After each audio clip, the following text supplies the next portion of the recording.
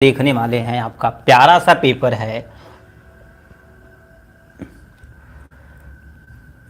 ठीक, प्यारा सा पेपर सोल्यूशन सोशल फार्मेसी। ये देखा जाए तो पेपर सोल्यूशन कब का है? 2023 का। इसके पहले हम 2024 की हर एक क्वेश्चन को पूरा अच्छे तरीके से स्लाइड कर चुके थे, चाहे वो हिंदी मीडियम हो चाहे इंग्लिश मीडियम हो, सबको हम अच्छे तरीके से कंप्लीट कर लिए थे। बट इस वीडियो में हम क्या देखने वाले हैं भाई, आपको बता देना चाहते हैं। इस वीडियो में हम सोशल फार्मेसी का फुल आप स्लाइड करने वाले, एकदम छोटा छोटा टुकड़ा, जिससे आप एग्जाम में लिख सके। और आपको बता देना चाहते, देखिए आप साल भर कुछ भी नहीं पढ़े हैं, कितना आप दोबारा बताते, साल भर यदि आप कुछ भी नहीं पढ़े हैं तो केवल आप टॉपर बैच ज्वाइन कर लीजिए। ठीक है, टॉपर बैच ज्वाइन आपकी नैया पार करवाएगा। इसमें 2022 का पेपर सोल्यूशन, 2023 तथा 2024 का फुल पेपर सोल्यूशन कराया जाएगा, विथ नोट के साथ आपको प्रोवाइड किया जाएगा। और लास्ट में आपको सुपर 25 क्वेश्चन आपको प्रोवाइड किया जाएगा। ठीक, यदि अभी तक टॉपर बैच आपने ज्वाइन नहीं किया है तो प्लीज़ आप ज्वाइन जा कर लीजिए। ठीक है, क्योंकि ये बैच आपके लिए बहुत इंपॉर्टेंट है। ठीक है, तो चलिए सोशल फार्मेसी पेपर सोल्यूशन 2023, यानी पेपर देखा जाए तो ये सोशल फार्मेसी का पेपर है। और आपके सामने देखिए बता देना चाहते हैं ये कब, यानी 2023 में कब पेपर हुआ था? 17/7/2023। कब? 17/7/2023 को पेपर हुआ था। ठीक है, तो चलिए हम क्या कर देते हैं, इसको एकदम अच्छे तरीके से स्लाइड करते हैं। और इसका यदि आपको नोट चाहिए तो डिस्क्रिप्शन में हमारा नंबर है, वहाँ कांटेक्ट करके आप कभी भी नोट मंगा सकते हैं।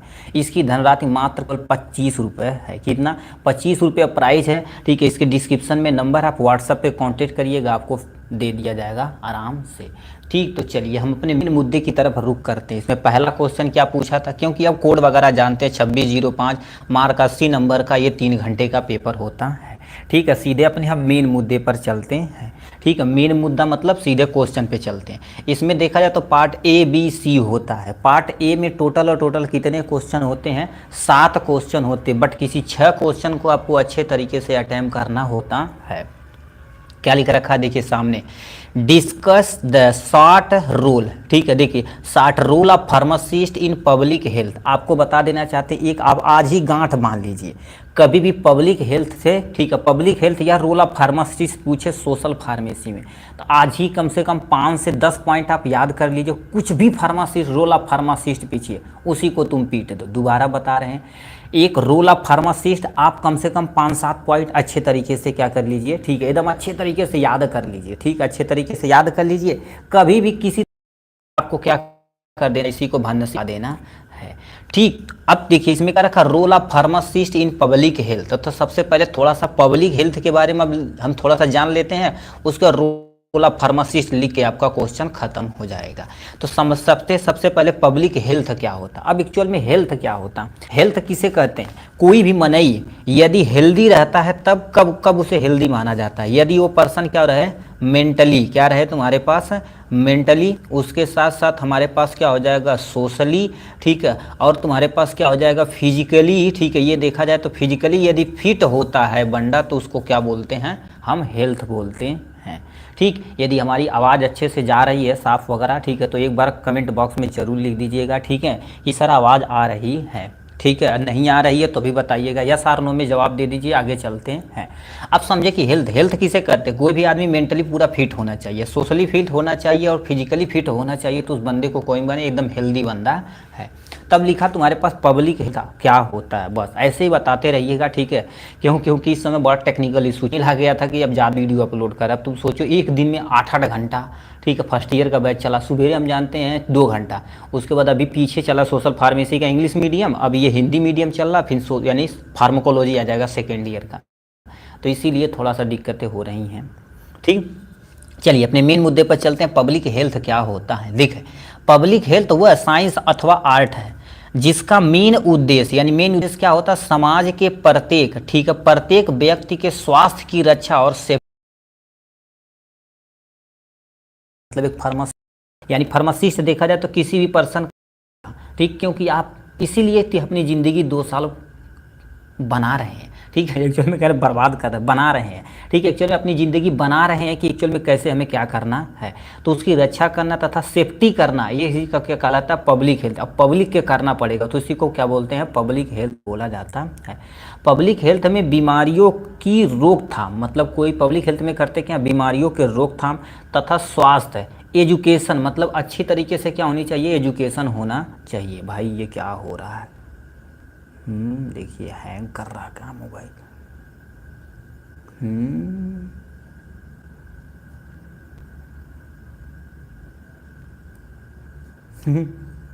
ओ बर्दाश्त, क्या कर दिया जाए।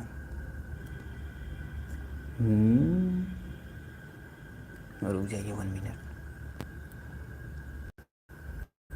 ठीक, तो उस बंदे को हम क्या बोलेंगे, पब्लिक हेल्थ बोला जाता है।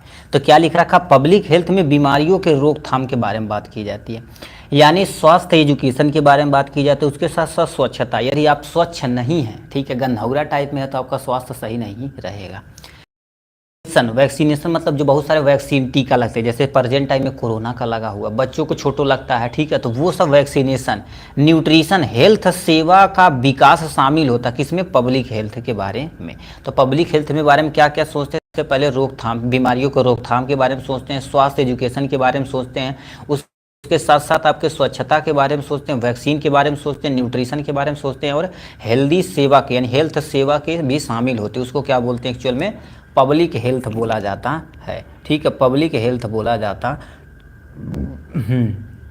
ठीक है, तो ये तुम्हारे पास हो जाएगा इनके बारे में।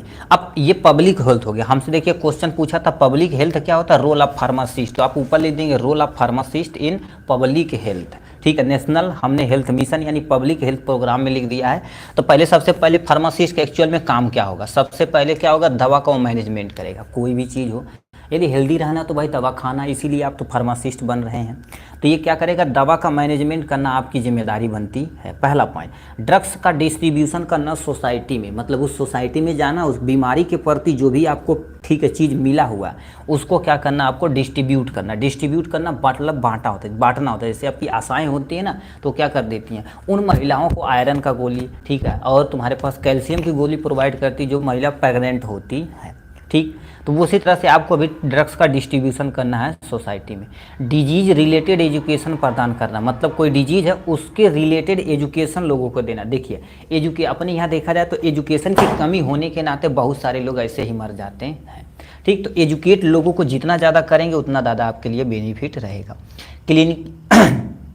क्लिनिक फार्मेसी में से दवा प्रोवाइड करा, क्लिनिक फार्मेसी से क्या करना, दवा प्रोवाइड कराना, और पेशेंट का देखभाल करना क्या होगा, आप जिम्मेदारी बनती है। ठीक है, ये हो जाएगा इनके बारे में। पेशेंट का देखभाल आप ही करेंगे। देखिए क्यों, क्योंकि आप सब कुछ डिजीज की कंडीशन, कौन सा दवा चलाना, ये सब चीज़ जान रहे हैं, तो पेशेंट का आप देखभाल कर सकते हैं। दवा का सेफ्टी, मतलब किसी पेशेंट को या किसी पब्लिक को या किसी आदमी को आप दवा दे रहे हैं तो उसको सेफ्टी के बारे में बताना पड़ेगा। नहीं तो सेफ्टी के बारे में नहीं बताएंगे तो कैसे एक्चुअल में दवा खाएगा। ठीक है, तो उसके कुछ नॉलेज ही नहीं रहेगा। तो यानी दवा का सेफ्टी भी होना कंपलसरी है, नहीं तो दवा उल्टा सीधा खा रहेगा तो दिक्कत हो जाएगी। ठीक, अब यहाँ से क्या लिखा, डिजीज के बारे में किसी सोशल डॉक्टर से बातचीत करना, मतलब कोई डिजीज किसी एरिया में ज़्यादा फैल रहा है तो उसको आप देखिए, आप जितना डॉक्टर के कांटेक्ट में रहेंगे आप ही के लिए सुविधा रहेगा। ठीक है, डॉक्टर से डिजीज के बारे में पूरा बातचीत करना, ठीक है, और उसका निवारण यानी हल ढूंढने का काम करना आपका जिम्मेदारी होती है। ठीक, डिजीज के बारे में लोगों को जागरूक करना यानी एजुकेट करना, लोगों को बताना कि भाई ये बीमारी फैल रही तो ये प्रिकॉशन करिए, मतलब ये आप सावधानियां बरतिए जिससे अपना काम हो जाएगा।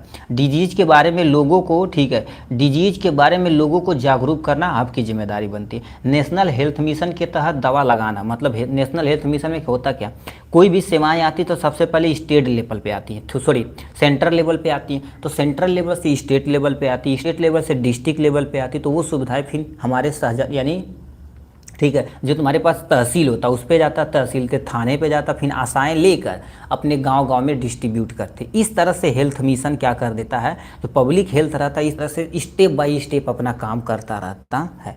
इसको क्या बोलते हैं, पब्लिक हेल्थ बोला जाता है। तो हमने क्या देखा, देखिए सबसे पहले पब्लिक हेल्थ क्या होता है इसके बारे में, रोल ऑफ फार्मासिस्ट के बारे में पूरा हमने डिटेल में देखा है। ठीक, चलिए नेक्स्ट क्वेश्चन की तरफ रुख करते हैं। इसको साइड में करते हैं, ठीक है। नेक्स्ट क्वेश्चन की तरफ रुक करते हैं। नेक्स्ट क्वेश्चन क्या पूछा हुआ, ध्यान से आप देखिए। कह दिया सबसे पहले राइट अबाउट, यानी write about ill effect of infant milk substitute in bottle feeding के बारे में आपको बताना पड़ेगा। देखिए सबसे पहले क्या लिख रखा, बॉटल फीडिंग होती क्या है। कभी कभी देखे होंगे बॉटल फीडिंग जो बच्चों को कराया जाता है उसके बारे में आपको बताना पड़ेगा, ठीक है। फिर अब मान लेते बॉटल फीडिंग करवा रहे हैं, इसका तो फायदा क्या है, नुकसान क्या है, ये बताना पड़ेगा। यदि मान लेते हैं फीडिंग करा रहे हैं तो मम्मी तभी तो करा रहे हैं, तो उनका मिल्क सब्स्टिट्यूट ढूंढना है। जैसे मिल्क सब्स्टिट्यूट मतलब अभी मम्मी को दूध नहीं होता, कहते हैं डिब्बा वाला दूध लेके आओ, तो वही दूध का सब्स्टिट्यूट बना दिया गया है, ठीक। तो अब वही चीज़ हमें क्या करना पड़ेगा, यहाँ से एक्सप्लेन करना पड़ेगा। तो ये लिख रखा है ill effect of infant milk substitute and bottle feeding के बारे में बताना पड़ेगा। तो सबसे पहले लिखा है इन्फेंट, यानी लिखा इन्फेंट, इन्फेंट मतलब जो छोटे बेबी होते हैं उनके बारे में बात हो रही है, ठीक है। मिल्क सब्स्टिट्यूट, मिल्क सब्स्टिट्यूट मतलब समझते हैं कि नहीं, जैसे किसी चीज़ को सब्स्टिट्यूट कर देना क्या कहलाता है, मिल्क सब्स्टिट्यूट कहलाता है। कहने का मतलब फॉर एग्जांपल पे देखते हैं, जैसे आपके दुकान पे जैसे तुम्हारे पास पेंटा, ठीक है, यहाँ पर क्या हो जाएगा पेंट्राप्रोजोल और प्लस में डोम्ब्रीडोन है, ठीक है, ये हो गया।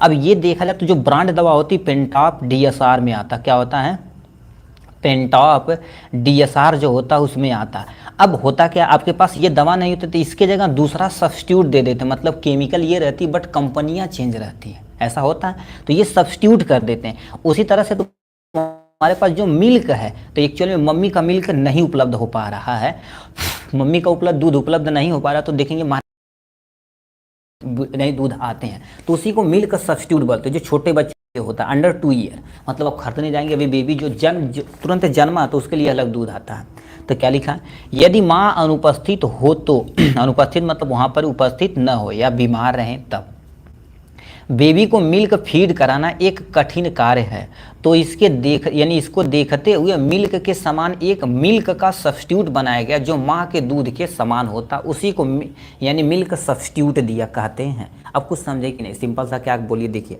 माँ की अनुपस्थिति होने के नाते बेबी को मिल्क फीड कराना थोड़ा सा डिफिकल्ट, क्योंकि अभी बेबी थोड़ा सा जन्मा हुआ है, ठीक है, या किसी अदर मदर का हम यूज करेंगे, ठीक, बट अब थोड़ा सा लोगों को ऑड लगता है, ठीक है, ऑड लगता है, थोड़ा सा खराब टाइप में लगता है, ठीक है। तो इस सामान एक मिल्क का सब्स्टिट्यूट बना दिया, जैसे तुम्हारे पास मम्मी का दूध होता है उसका केमिकल का सामान एक दूध बना दिया गया जो माँ के दूध के समान होता है, उसी को मिल्क सब्स्टिट्यूट बोलते हैं। और बेबी इन्फेंट पीता है इसीलिए इसे नाम दिया जाता है इन्फेंट बेबी सब्स्टिट्यूट बोला जाता है, ठीक है। तो लिखा इस प्रकार की व्यावसायिक तैयारी स्टरलाइज इन्वायरमेंटल से निर्मित, यह जाने रखा स्टरलाइज होना चाहिए, कोई भी कंटामिनेशन रहेगा तो बेबी के लिए बहुत तगड़ा इफेक्ट करेगा। क्यों, क्योंकि अभी बेबी देखा जाए तो तुम्हारे पास क्या होगा, बेबी अभी जन्मा हुआ उसके पास इम्यून पावर नहीं है ज़्यादा डेवलप, ठीक है। ये कौन दिल भेज रहा है भैया, ठीक है। स्टरलाइज इन्वायरमेंटल से निर्मित होता है तथा प्रोटीन शर्करा वसा विटामिन के जटिल संयोजन के उपयोग करके माँ के दूध का सब्स्टिट्यूट तैयार किया जाता है। और याद रखना ये स्टरलाइज एरिया होना चाहिए, क्योंकि स्टरलाइज नहीं रहेगा तो कंटामिनेशन का चांस यानी बैक्टीरिया वगैरह का चांस होगा, जिससे लिए बहुत सारी दिक्कतें हो सकती हैं।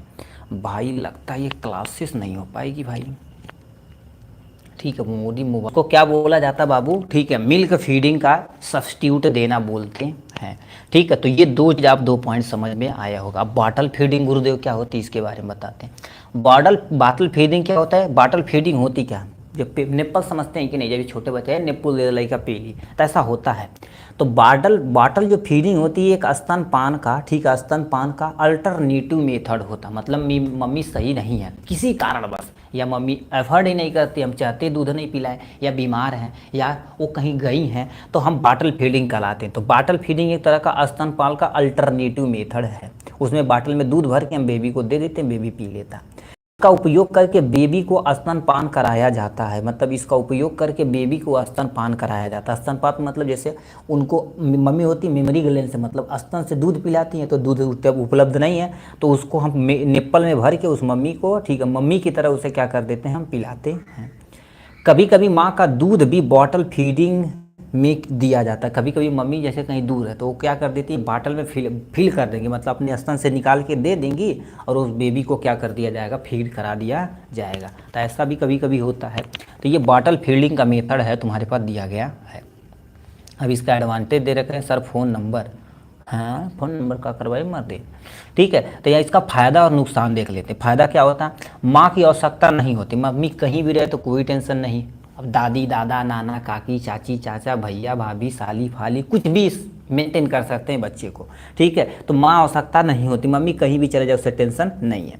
परिवार का कोई भी सदस्य बॉटल फीडिंग करा सकता है, जिससे बेबी ज़्यादा लगाव टाइप में होता है मदर को। मगर थोड़ा सा एक आध लड़के ऐसे शैतान टाइप में होते हैं, चिल्लाते भोकर भोकर के होता है ना। ठीक है, कुछ ऐसे बच्चे होते हैं चिल्लाते हैं, मतलब कौन जैसे मम्मी छोड़ के चली जाएंगी तो ना चिल्लाएंगे ना चिल्लाएंगे, इसका मतलब एकदम से रंगदारी बतिया देंगे। ठीक है, तो वैसे बेबी थोड़ा सा ख़राब टाइप हमको भी लगते हैं। जो हंसते खोजते मस्त रहते वो तो खिलाने में मज़ा आता है। ठीक, तो माँ की आवश्यकता नहीं होती, परिवार का कोई भी सदस्य बॉटल फीडिंग करा सकता है आराम से। मदर को ठीक है सोशल लाइफ से बाधित नहीं होना पड़ता है। बाधित मतलब जैसे भी मम्मी है, ठीक है मम्मी है, अब मान लेते अपने दूध स्तन से पिला रही तो वो कहीं भी जाएंगे तो बेबी को लेके जाएंगे, मतलब एक बाइंडिंग हो गई है, बाधित हो गई कि हमें यहीं रहना ही रहना है। तो ऐसा इसमें होता नहीं है बॉटल फीडिंग में। अब इसका डिसएडवांटेज क्या होता है, क्योंकि किसी चीज़ का भैया नुकसान है तो फ़ायदा है तो नुकसान भी है। माँ के ठीक है साथ सामान्य बॉटल का दूध पोषण नहीं होता। जैसे माँ के समान देखा जाए तो माँ का जो दूध होता है एकदम से वो बेस्ट क्वालिटी का होता है। 6 महीना तक कम से कम बेबी को फीडिंग कराना ही कराना चाहिए। ठीक है, तो अब उसके समान यानी पोषण उपलब्ध नहीं हो पाता है बेबी को, अधिक समय लगता है। अधिक समय मतलब क्या होगा, जैसे पहले बाटल पूरा अच्छे तरीके से धोएंगे, अब देखो उससे कितना केयर किया जाता है। बाटल को उबलते पानी में डाला जाता है क्योंकि स्टरलाइज किया जाता है। अब दूध अच्छे से गर्म करके फिर ठंडा किया जाता, फिर उसे दिया जाता था, तो अधिक समय लगता है, यानी इन्फेक्शन का चांस बना रहता। मान लेते बेबी को थोड़ा सा इम्यूनिटी ऑलरेडी तुम्हारे पास वीक है तो थोड़ा सा दिक्कतें हो सकती हैं। ठीक, तो ये एडवांटेज हो गया, आपके सामने डिसएडवांटेज हो जाएगा। ठीक, तो ये हो गया इनके बारे में। उसके बाद हमसे क्या क्वेश्चन में दिया था और भी हमसे दे रखा, इल इफेक्ट हमसे पूछा, यानी बुरा इफेक्ट क्या प्रभाव पड़ता है उनके शरीर के ऊपर। देखिए यही हमसे कहा था। तो ये इफेक्ट क्या होता है, एंटीबॉडी की यानी एंटीबॉडी की कमी हो जाती है। यदि बेबी का मम्मी अपने बेबी को फीडिंग कराती है अपने निप्पल से, ठीक है ठीक है, तो एंटीबायोटिक तुम्हारे उसके शरीर के अंदर कोलेस्ट्रॉल में तुम्हारे पास वो होता है ना, जो पीला टाइप में दूध होता है जो बेबी के लिए बहुत नुकसानदेह होता है, फायदेमंद होता है, तो वो मेंटेन करके उसके अंदर एंटीबॉडी बना देता है किसी बीमारी से लड़ने को। बट उसमें वो पीबा नहीं करता, बॉटल फीडिंग कर रहा तो एंटीबॉडी की उसके अंदर कमी हो जाएगी। मदर और बेबी के बीच संबंध में कमी हो जाएगी। क्यों? क्योंकि मम्मी और जो तुम्हारे पास हैं, ठीक है बेबी, उसमें बाइंडिंग बड़ी तगड़ी होती है। जब बॉटल फीडिंग न कराया जाए तो स्तनपान कराया जाए तो क्लीनिंग, देखो क्लीनिंग का इशू होता है, साफ़ सफाई का थोड़ा सा इशू बन जाता है। महंगी विधि होती है, महंगी विधि मतलब बाटल तुम खरीदोगे तो उसका पैसा हमें लगना पड़ेगा। बाटल खरीदोगे, दूध खरीदोगे और दूध में रहने वाली जो सुविधाएं हैं वो सब खरीदोगे। ठीक, ये होगी। पाचन में थोड़ा सा कठिनाई होगी। ठीक, कम पोषण मिलेगा क्योंकि मम्मी के दूध में प्रॉपर पोषण होता है, तो इसमें पोषण पर्याप्त अमाउंट में नहीं मिल पाएगा, तो इसमें कम पोषण मिलेगा। ठीक, बाटल वाले फीडिंग में एक जगह से दूसरे जगह तक ले जाने में कठिनाई होगी। बताओ, बैग लेंगे, ठीक है बैग लेंगे और उसमें क्या करेंगे, बाटल में दूध रख के अच्छे से पैक करेंगे, सही से नहीं पैक हो गया तो गिर गया, बट होता है दिक्कतें। ठीक है, तो ये दूसरे जगह ले जाने में, एक जगह से दूसरे जगह ले जाने में थोड़ा सा कठिनाई होती है। इन्फेक्शन का चांस ज़्यादा बढ़ा जाता है। लॉस ऑफ IQ स्कोर मतलब जो बेबी होता है उसका IQ लेवल थोड़ा सा कम हो जाता है। तो ये सब तुम्हारे पास इफेक्ट पड़ता है उनके शरीर के ऊपर आराम से। नेक्स्ट क्वेश्चन की तरफ रुक करते हैं। एक बार कंफर्म कर देना भाई आवाज़ जा रही है कि नहीं। ये जा रही है तो हम जनरी को आगे रखा जाए। ठीक है, एक बार यस और नो में जवाब दे दीजिएगा। ठीक है, नेक्स्ट क्वेश्चन तीसरे नंबर पे चलते हैं। डिस्क्राइब द कंपोजिशन यानी कंपोनेंट हमसे पूछा आप the balance diet in Indian food, मतलब हमारे जो इंडियन फूड अपने यहाँ देखा जाए तो बड़ी मज़ा चीज़ है। ठीक, हर त्यौहार पे बड़ा बढ़िया पकवान करेगा, पीटा कौनो टेंशन नहीं, शादी में तो बाल भर खा। ठीक है, तो ये सब होता, तो वही बैलेंस डाइट एक्चुअल में होती क्या, इसको पूरा डिटेल में आपको एक्सप्लेन करना पड़ेगा। ठीक है, अब ये कैसे लिखना पड़ेगा ध्यान से देखिए। ठीक है, तो आपको बैलेंस डाइट को एकदम एक्सप्लेन करना पड़ेगा। एक बार कंफर्म कर दो भाई आवाज़ जा रही है कि नहीं। प्रॉपर आवाज़ जा रही है तो इसको जनरली को आगे रखा जाए यात्रा शुरू के लिए। बैलेंस डाइट क्या होती है, अब सुने होंगे बैलेंस डाइट क्या होती है। कहते हैं अभी आपके गाँव यदि तो नॉर्मल देखा जाए, एक घर है तो उसमें क्या होगा, दाल बनता है, चावल बनता है। ठीक है, दाल हो गया, चावल हो गया और आपके सामने रोटी हो गया, और ये तुम्हारे पास क्या हो गया, प्यारा सा सब्जी हो गया, और हमारे पास क्या हो गया, सलाद हो गया। ये सब राम राम सर जी। ठीक है, एक बार आवाज़ बता दो भाई, आवाज़ जा रही है कि नहीं प्रॉपर, ये पूछ रहे हैं हम। ठीक है, तो ये सब देखा जाए तो जो आप खा रहे हैं, तो दाल से प्रोटीन मिलती है, चावल और रोटी से कार्बोहाइड्रेट मिल जाता है, सब्जी से आपको जो अन न्यूट्रिशन मिलना विटामिन, क्योंकि ग्रीन वेजिटेबल खा रहे हैं, और सलाद से क्या हो जाएगा, रफेज वगैरह मिल जाएगा, पानी वगैरह सब। ये सब चीज़ अच्छे से यदि आप खा रहे हैं, अच्छे से यदि खा रहे हैं, तो आपको बैलेंस डाइट बोला जाएगा। एक बार कंफर्म कर दो भाई, आवाज़ जा रही है कि नहीं, यस आर नो में एक बार जवाब दे दीजिए। ठीक है, अब बैलेंस डाइट क्या होता है, इसकी परिभाषा समझते हैं। बैलेंस डाइट वह आहार होता है जिसमें सभी आवश्यक पोषक तत्व जैसे carbohydrate, protein, fat, vitamin, mineral, ठीक है, यह आदि उचित मात्रा में शामिल हो जिसे शरीर के, ठीक है, जिससे शरीर का क्या होता है बाबू, प्रॉपर ग्रोथ होता, ग्रोथ हो गया, मेटाबॉलिज्म हो पाए, उसे बैलेंस डाइट कहते हैं। सिंपल सा ऐसा भोजन लीजिए जिसमें पर्याप्त मात्रा में कार्बोहाइड्रेट है, प्रोटीन रहे, फैट रहे, विटामिन रहे, मिनरल रहे, उचित से उचित मात्रा में, ठीक है, उचित से उचित मात्रा में तुम्हारे पास हो जाएगा। फर्स्ट ईयर है या सेकेंड ईयर, फर्स्ट ईयर है महबूब जी आलम। ठीक है, तो ये अब बताओ बैलेंस डाइट में होता क्या, कार्बोहाइड्रेट, प्रोटीन मिलेगा, कार्बोहाइड्रेट मिलेगा, प्रोटीन मिलेगा, फैट मिलेगा, विटामिन मिलेगा, मिनरल में सब कुछ मिलेगा, तो हमारी बॉडी क्या होगी, प्रॉपर ग्रोथ करेगी, प्रॉपर ग्रोथ होगा, डेवलपमेंट होगा, मेटाबॉलिज्म सब कुछ मेंटेन होगा, तो हमारी बॉडी मस्त रहेगी। तो उसको क्या बोलता है, बैलेंस डाइट बोलते हैं। ठीक, आर ह्यूमन को तुम्हारे पास कॉमन न्यूट्रिशनल नीड होती है, इसे ज़रूरत के आधार पर बांटा जाता है। मतलब हर एक ह्यूमन ऑर्गेनिज्म को बैलेंस डाइट चाहिए ही चाहिए। अब उनके डिपेंड करता है आवश्यकताओं के आधार पर कितना चाहिए। जैसे अभी हम सब लोग हैं तो दिन भर मतलब केवल सुबह कोचिंग पढ़ाना, ठीक, 9-10, और शाम को भी थोड़ा सा कोचिंग पढ़ाना और ऑनलाइन क्लासेस लेना, तो उतनी तुम्हारे पास क्या होगा, ठीक, उतनी हमारी ज़्यादा रिक्वायरमेंट नहीं है एनर्जी की। नॉर्मल भोजन कर लेंगे तभी कोई दिक्कत नहीं है। बट जो तुम्हारे पास थोड़ा सा वर्किंग वाला काम कर रहे हैं, फील्ड वर्किंग कर रहे हैं, फील्ड वर्किंग मतलब जो मार्केट में थोड़ा सा काम कर रहे हैं, तो उनको पर्याप्त मात्रा में भोजन चाहिए ही चाहिए। पर्याप्त मात्रा मतलब बल भर भोजन चाहिए ही चाहिए। ठीक है, तो वही जो लिखा है तुम्हारे पास, अब वही लिखा, अलग अलग आदमियों के अलग अलग आवश्यकताओं की नीड होती है, तो अपना अपना करते। बट जितने भी लेबर भाई होते हैं वो क्या कर देते हैं, सुबह थोड़ा सा काम पे जाएंगे, शाम को जाएंगे 500 पाएंगे, मान लेते 400-300 कुछ भी पाएंगे, जाएंगे कम से कम 2-3 ठी मारेंगे, बंटी बबली लैला फिटी आएंगे उसको, फिर सब्जी ले जाएंगे, मछली का 50-60 रुपया, पीपा गिर जाएंगे वो तो भी खत्म। ये सुविधाएं हैं। ठीक है, तो ये बैलेंस डाइट का हो गया। अब कंपोजिशन यानी कंपोनेंट क्या होता है, तो उसमें प्रॉपर मात्रा में क्या होना चाहिए, कार्बोहाइड्रेट यानी कार्बोहाइड्रेट होना चाहिए, प्रोटीन होना चाहिए, वसा होना चाहिए, विटामिन होना चाहिए, मिनरल होना चाहिए, फाइबर यानी सलाद होना चाहिए, पानी। ये सब यदि कंपोनेंट रहेगा, ठीक है, ये सब कंपोनेंट रहेगा तो दिक्कतें आपको नहीं रहेगी। और याद रखना ऐसा नहीं कि केवल हम रोटियाँ खाएं तो दिक्कत हो जाएगी, केवल प्रोटीन व प्रोटीन खाएं तो उसके लिए दिक्कत हो जाएगी। वसा को वसा माने तेलवा तो घिया खा तो उसके लिए दिक्कत हो। तो हमें ऐसा खाना चाहिए जो सब कुछ मेंटेन कर सके आराम से। जैसे क्या क्या हो सके, ऐसा खाना जिसमें प्रॉपर में कार्बोहाइड्रेट हो, प्रोटीन हो, फैट मतलब वसा हो। अब वसा कहाँ मिलेगा, घी खा रहे हैं, तेल खा रहे हैं, तो ये सबसे मिल जाता है। विटामिन जो रह रहे हैं, मिनरल वगैरह, फाइबर यानी सलाद, पानी वगैरह ले रहे हैं, तो ये सब कंपोनेंट है बैलेंस डाइट का। यदि आप प्रॉपर अमाउंट में ये सब ले रहे हैं तो समझ लो बैलेंस डाइट आप ले रहे हैं। अब इनका फ़ायदा क्या होता है, जो बैलेंस डाइट होती है एक्चुअली में फ़ायदा इसका क्या होता है, कुछ तो फ़ायदा होगा। वेट नियंत्रित रहेगा, वेट यानी नियंत्रण मतलब क्या होगा, वेट नियंत्रित मतलब न तो आपका वेट ज़्यादा होगा न तो कम होगा, एक प्रॉपर मैनर में बना रहेगा। रोग से बचाव यानी रोगों से क्या होगा, बचाव होगा। यदि आप प्रॉपर भोजन नहीं करते तो बहुत सारे आपको रोग से ग्रसित हो सकते हैं, तो रोगों से बचाव होगा। मेंटल फिजिकल हेल्थ वेल रहेगी, मतलब मेंटली फिजिकली और तुम्हारे पास सोशली सब कुछ वेल रहेंगे, प्रॉपर आपकी बॉडी की ग्रोथ होगी। तो ये इतना तुम्हारे पास किसमें था, बैलेंस डाइट में। तो बैलेंस डाइट आएगा तो सबसे पहले बैलेंस डाइट का इंट्रोडक्शन लिखेंगे, उसके बैलेंस डाइट का कंपोनेंट आपके सामने लिखेंगे और फ़ायदे इसके क्या है, सबको अच्छे तरीके से हम लिखेंगे। ठीक है, तो इतना चीज़ हमें लिखना ही लिखना पड़ेगा।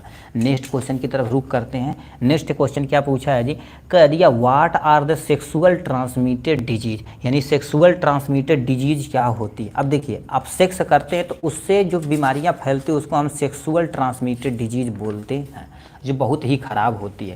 तो हमें बताना पड़ेगा सबसे पहले सेक्सुअल ट्रांसमिटेड डिजीज क्या होती है, इसका एग्जाम्पल बताना पड़ेगा, कैसे ये फैलता है उसको बताना पड़ेगा, और लक्षण बताना पड़ेगा थोड़ा सा। ठीक है, उसको रोकथाम कैसे बताना पड़ेगा डिटेल में। तो आपके सामने ये रहा प्यारा सा हेडिंग। जैसे देखिए, ये सब हम जो हेडिंग डालते हैं ना, इस सबको आपको थोड़ा थोड़ा आना चाहिए। अब ये सर कैसे हेडिंग डालते हैं, हमारे पास एक स्केच है, ठीक है, ये लेक्चर का है जो 10 या 15 रुपए का आता है आपके एरिया में। ये देखा जाए तो आपका जैसे वो 2-3 रुपये वाला करेंगे तो फैलेगा ना, बट ये फैलता नहीं है। देखो कितना सूटेबल है। अब कहेंगे सर इस पार छप जाएगा, तो इस पार देखिए एटलीस्ट ना के बराबर छपता है। ये थोड़ा पतला पेज है, उस पर नहीं छपेगा आपका, ठीक है, थोड़ा सा आप हल्का लिखेंगे तो नहीं छपेगा। तब सेक्सुअल ट्रांसमिटेड डिजीज, ठीक है, रिपीट होता है या नहीं है। देखिए आप 3 साल का पेपर, 3 साल तो बहुत है, 2 साल का पेपर एनालिसिस कर दिए, उसी से फाड़ के आएगा भाई, ठीक है, आप मैं देख सकते हैं, ठीक। तो यहाँ पर सेक्सुअल ट्रांसमिटेड डिजीज क्या होती है, जिसे हम शॉर्ट में एसटीडी बोलते हैं। अब देखिए एसटीडी वह रोग होते हैं जो मुख्य रूप से अननोन सेक्स रिलेशन, मतलब किसी को आप जान ही नहीं रहे हैं, ठीक है, अननोन सेक्स रिलेशन बना लिए हैं के माध्यम से एक व्यक्ति से दूसरे व्यक्ति में फैलता है, उसे सेक्सुअल ट्रांसमिटेड डिजीज बोलते हैं। सेक्सुअल मतलब आप जो सेक्स कर रहे हैं, मेल और फीमेल से, मेल और मेल से हो सकता है।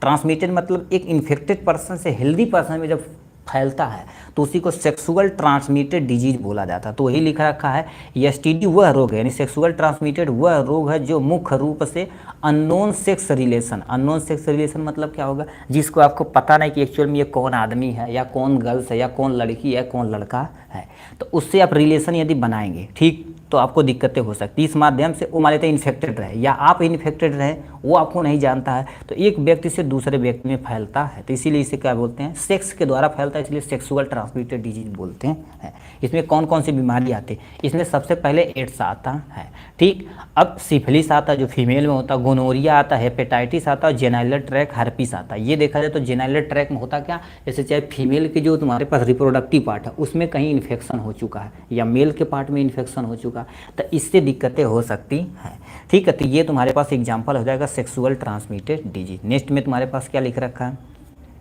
यह डिजीज मुख्य रूप, ठीक है, मुख्य निम्न जगहों से फैलते, जैसे वेजाइनल इंटरकोर्स से, मतलब एक मेल है दूसरा फीमेल है, with the help of reproductive, यानी इंटरकोर्स कर रहे हैं, मतलब सेक्स कर रहे हैं, तो उसके दौरान क्या हो जाएगा, वेजाइनल इंटरकोर्स से क्या होगा, फीमेल में मेल के अंदर जा सकता है या मेल से फीमेल के अंदर भी जा सकता है। ओरल सेक्स, यानी आप क्या कर रहे हैं, ओरल सेक्स कर रहे हैं, माउथ सेक्स कर रहे हैं, उसके कारण से भी क्या हो सकता है, आपको कोई भी डिजीज मान लेते हैं। अब ओरल सेक्स होता क्या, जैसे एक मेल है और फीमेल है, तो फीमेल जो तुम्हारे पास मेल का रिप्रोडक्टिव पार्ट फीमेल के ओरल पोर्शन में इंटर किया जाता है, तो मान लेते तो उसके शरीर में कहीं इन्फेक्शन हो तो उसके मुंह के अंदर चला जाएगा, जिससे दिक्कतें होंगी, तो ओरल सेक्स के कारण से भी जा सकता है। एनल सेक्स मतलब क्या होगा, जो एनस होता है उसके थ्रू आप सेक्स कर रहे हैं, तो इस एनल सेक्स में ज़्यादा इन्फेक्शन खतरा होता है, क्यों, क्योंकि वहाँ पर हमारा मल यानी स्टूल वगैरह होता, तो ये थोड़ा सा खतरा ज़्यादा बढ़ जाता है कंपेयर टू वेजाइनल और ओरल, तो एनल सेक्स से यानी खतरा बढ़ सकता है। इन्फेक्शन आईवी नीडल, मतलब ऐसे जैसे मान लेते हमें इन्फेक्शन HIV हो गया, ठीक,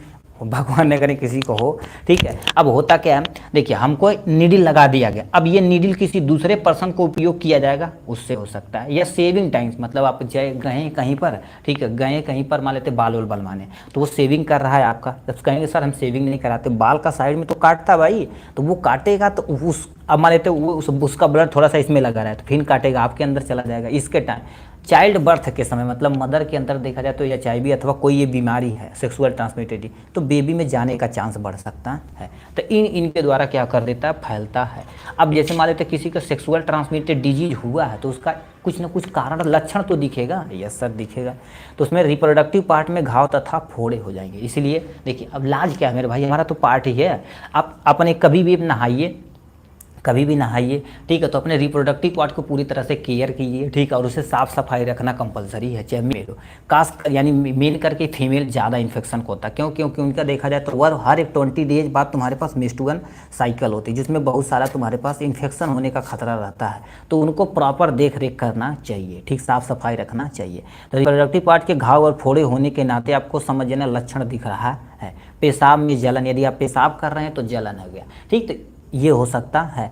अब तुम्हारे पास इम्यूनिटी वीक हो जाती है, मतलब आपकी जो इम्यूनिटी है वो कमज़ोर हो जाएगी, ठीक, बात बात पे आप बीमार पड़ जाएंगे, तो इससे दिख सकता है सर कौन सा सब्जेक्ट पढ़ा रहे हैं, ये जानते हो क्या, इतिहास है इसमें चल रहा मुगल आजम के ज़माने के जो राजा थे सिकंदर को मार रहे हैं, ठीक है, वही चल रहा भाई ठीक है, ये एक सेक्सुअल ट्रांसमिटेड डिजीज है।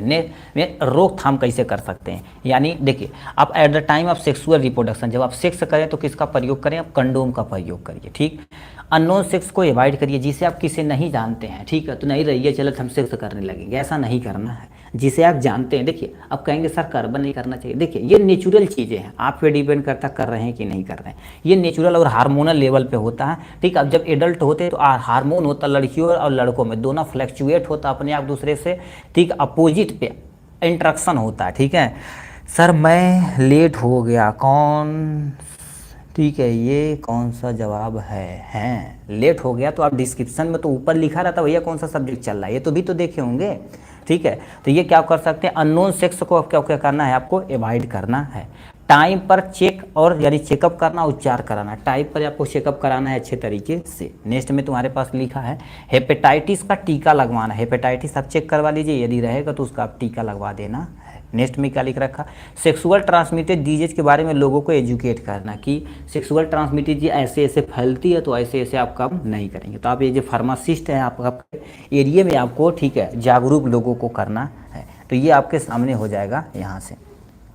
डिजीज एंड काजेटिव एजेंट तुम्हारे पास क्या होगा, ये कौन कौन से डिजीज है उसका काजेटिव एजेंट, यानी सिफिलिस देखा जाए किससे होता, टिप्नोमा प्लेडियम से होता, किससे होता, टिप्नोमा प्लेडियम से होता है, ठीक। अब आपको बता देते हैं डिजीज के बारे में। देखिए हमारे सिलेबस में जितना डिजीज है, हमने एक चार्ट पेपर बनाया, दोबारा बोलते हैं, हमारे सिलेबस में मतलब पीसीआई के अकॉर्डिंग जितना सिलेबस है, ठीक, उसमें जितना भी डिजीज है, causative agent, mode of transmission, prevention, कैसे आपको रोकना, सब कुछ हम टेबल बनाए, एटलीस्ट 8 या 10 पेज का होगा, इसी के डिस्क्रिप्शन में डाल देंगे, उसका एक बार वीडियो आप पढ़ लीजिएगा, देख लीजिएगा कि एक्चुअल में क्या होता है।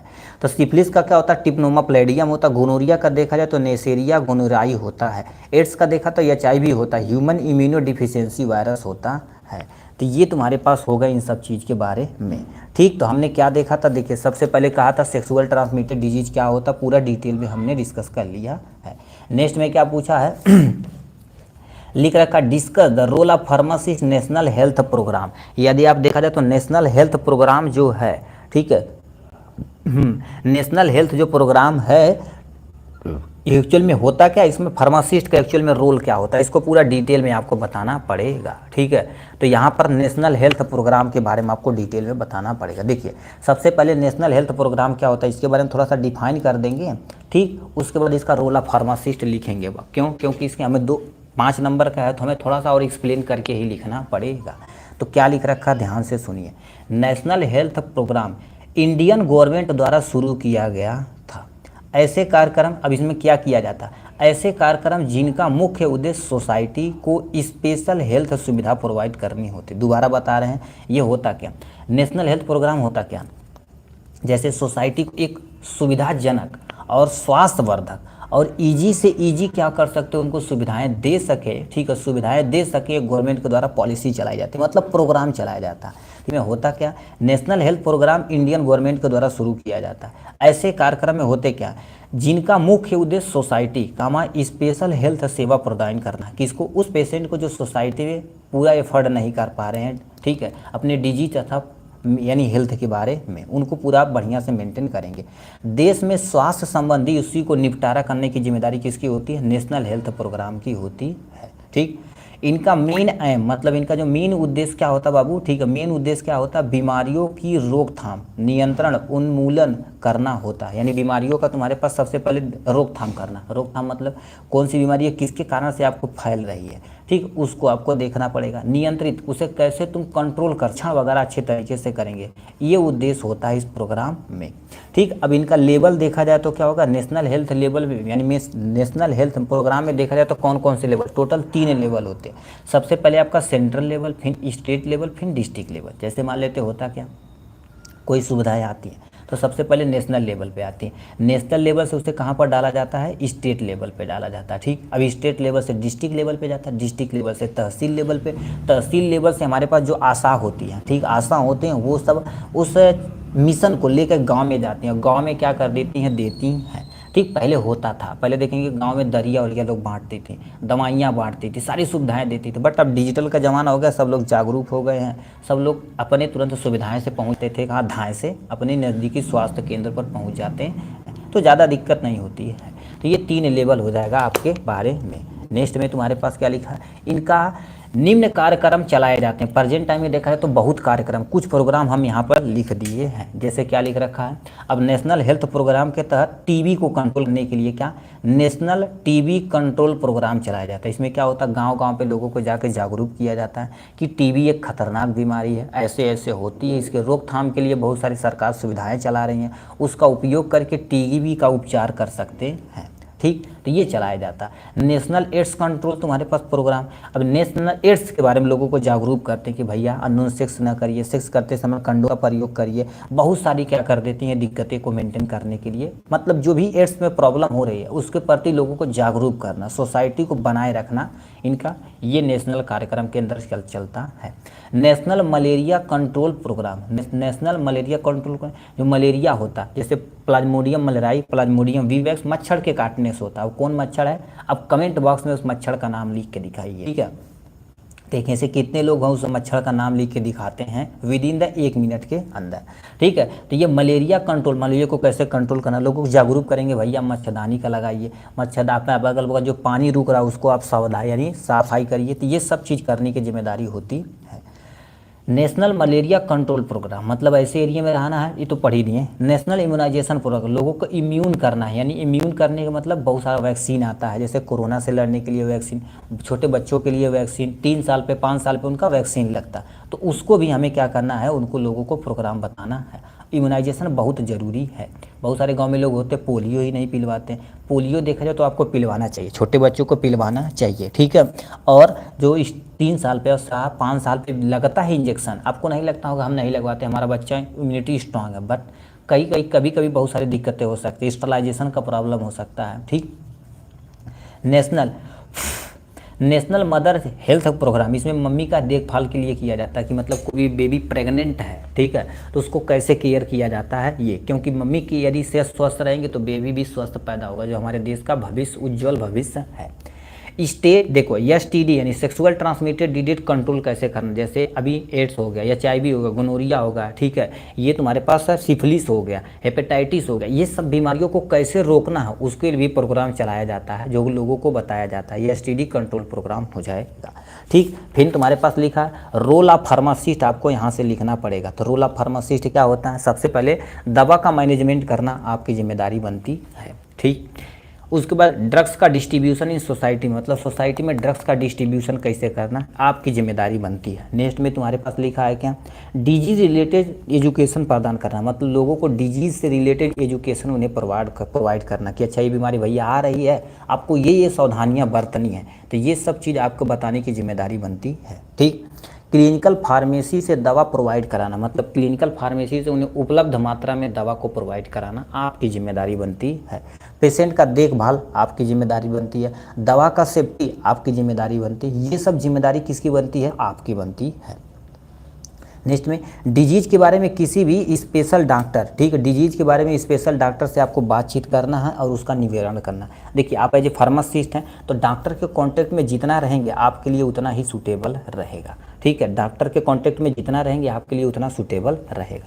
डिजीज के बारे में लोगों को जागरूक करना, लोगों को एजुकेट करना, भाई ये डिजीज फैल रही तो ये हमें रोकथाम के लिए ये सब करना पड़ेगा। नेशनल हेल्थ मिशन के तहत यानी दवा को लाना, पहले सेंट्रल लेवल से आएगा, सेंट्रल लेवल से स्टेट लेवल से, स्टेट लेवल से आपका डिस्ट्रिक्ट लेवल पे, तब जाके आपका दवा क्या होगी, डिस्ट्रीब्यूट की जाएगी। तो इस लेवल पे आप क्या करेंगे, दवा का डिस्ट्रीब्यूशन करेंगे। अब देखिए क्या पूछा था, सबसे पहले नेशनल हेल्थ प्रोग्राम क्या होता है ये बता दिए, कितने लेवल होते हैं ये बता दिए, निम्न कार्यक्रम चलाए जाते हैं ये बता दिए, उसके बाद रोल ऑफ फार्मासिस्ट बता दिए हैं। जिस तरह से क्वेश्चन हमसे पूछा था उसी तरह से हमने बता दिया है। आपको दोबारा बताते हैं, एक बार आप 10 पॉइंट कम से कम 10 पॉइंट याद कर लीजिए। याद करेंगे तो वहाँ पर मान लेते 5-7 पॉइंट तो सही से लिख पाएंगे ना। एक बार रोल ऑफ फार्मासिस्ट लिख दिए, सब में रोल ऑफ फार्मासिस्ट यहाँ जो लिखे थे हूबहू सेम टू सेम आप यहाँ पर भी लिख सकते, कोई टेंशन नहीं है। ये हो गया। नेक्स्ट क्वेश्चन हमसे क्या पूछा भैया, next question 6ठा number, what prevention major should be taken for कोविड-19। कोविड-19 को सार्स, ठीक है, सार्स के नाम से भी जाना जाता है, तो सार्स भी रहे तब भी कोविड-19 रहे तब भी, कहीं तो कोविड-2 लिखा रहे तब भी बात वही है। ठीक है, तो इसको आपको अच्छे तरीके से एक्सप्लेन करना पड़ेगा। तब ये क्या होता है, कैसे होता है, इसको आपको डिटेल में देखना पड़ेगा। ठीक है, तो इसको देखते हैं। यानी आपके सामने ये रहा इसका आंसर, क्या दे रखा, सार्स यानी सीवियर एक्यूट रिस्पायरेटरी सिंड्रोम, जिसे कोविड-19 2 के नाम से जाना जाता है। कहीं कहीं कोविड 2 लिखा रहता, तो बात एक ही है। ठीक है, तब क्या होता, कैसे होता, इसको आपको पूरा तरीके से बताना। क्या लिखेगा, सबसे पहले कोविड-19 होता क्या ये बताना पड़ेगा, इसका कॉजेटिव एजेंट क्या होता है ये बताना पड़ेगा, ट्रांसमिट कैसे होता है ये बताना पड़ेगा, सिम्टम क्या होता है ये बताना पड़ेगा, और यदि मन करेगा, ठीक है, मन करेगा थोड़ा वैक्सीन का नाम लिख देना, बस काम खत्म। तो क्या लिख रखा है, यानी सार्स मतलब क्या होता है, सार standard for severe acute respiratory syndrome. दोबारा बताते हैं, सीवियर एक्यूट रिस्पायरेटरी सिंड्रोम होता है। सार्स एक कम्युनिकेबल डिजीज होता है, सार्स एक कम्युनिकेबल डिजीज होता है जो वायरस के कारण से होता है। सार्स एक कम्युनिकेबल डिजीज, ऐसे डिजीज जो एक आदमी से दूसरे आदमी में फैलते हैं, तो उसको कम्युनिकेबल डिजीज बोला जाता है। तो ये कम्युनिकेबल डिजीज होता है जो वायरस के कारण होता है। किसके कारण से होता है बाबू, वायरस के कारण से होता है। वायरस कोरोना वायरस के न्यू स्टेनिंग वर्जन होता है, मतलब जो यानी सार्स किसके कारण से, जो कोरोना वायरस था ना, उसका जो स्टेनिंग वर्जन है। याद रखना, कोरोना बड़ी खतरनाक अपने आप को डेवलप करता। देखिए, जब पहला स्टेज एक्चुअल में जब आया था तो ज़्यादा लोगों को बीमार नहीं किया था, बट दूसरा स्टेज आया तो थोड़ा बहुत बीमार किया, तीसरे स्टेज में हमारा लहरी आ गया एकदम से, मतलब मौत हो गई, हाहाकार दुनिया में मच गया। ठीक है, इतना खतरनाक था। तो वही लिख रखा, कोरोना वायरस का न्यू स्टेनिंग वर्जन है। सार्स मुख्यतः यानी कोविड-19 मुख्यतः रिस्पायरेटरी ट्रैक इन्फेक्शन करता है। मतलब अब तुम देखो, कोरोना लिए और मुंह में के अंदर खा लिए, तो मुंह में सबसे पहले सलाइवा मार देगा, पेट में जाएगा तो यह सीएल ठोंक देगा। और बहुत सारे एंजाइम होते हैं, मरिए दूध तमाचा तब वो मर जाइए, इतना एंजाइम हमारे पेट में होते हैं। ठीक, तो वहाँ पर ज़्यादा दिक्कत नहीं है, बट यदि रिस्पायरेटरी ट्रैक में कहीं चली गई तो समझ लिए दिक्कत हो रहा है। ठीक है, तो रिस्पायरेटरी सिस्टम ट्रैक में इन्फेक्शन करने का बड़ी तगड़ा काम करता है। ठीक, ये हो गया। इसका कॉजेटिव एजेंट क्या लिखना पड़ेगा, causative agent, main causative agent क्या होता है, कोरोना वायरस की फैमिली का होता है, यानी कोविड-19 2 होता, कोरोना वायरस होता, बस इतना समझिए। ठीक, इसका ट्रांसमिशन देखा जाए तो कैसे होता है, यह वायरस एक हेल्दी पर्सन, सॉरी एक इन्फेक्टेड पर्सन से दूसरे पर्सन में कैसे फैलता है। कहने का मतलब देखिए होता क्या है, देखिए ये हमारे पास क्या होगा, एक हेल्दी पर्सन है। ठीक है, एक हमारे पास क्या हो जाएगा, एक हेल्दी पर्सन है, और यहाँ से तुम्हारे पास एक कोई इन्फेक्टेड पर्सन है।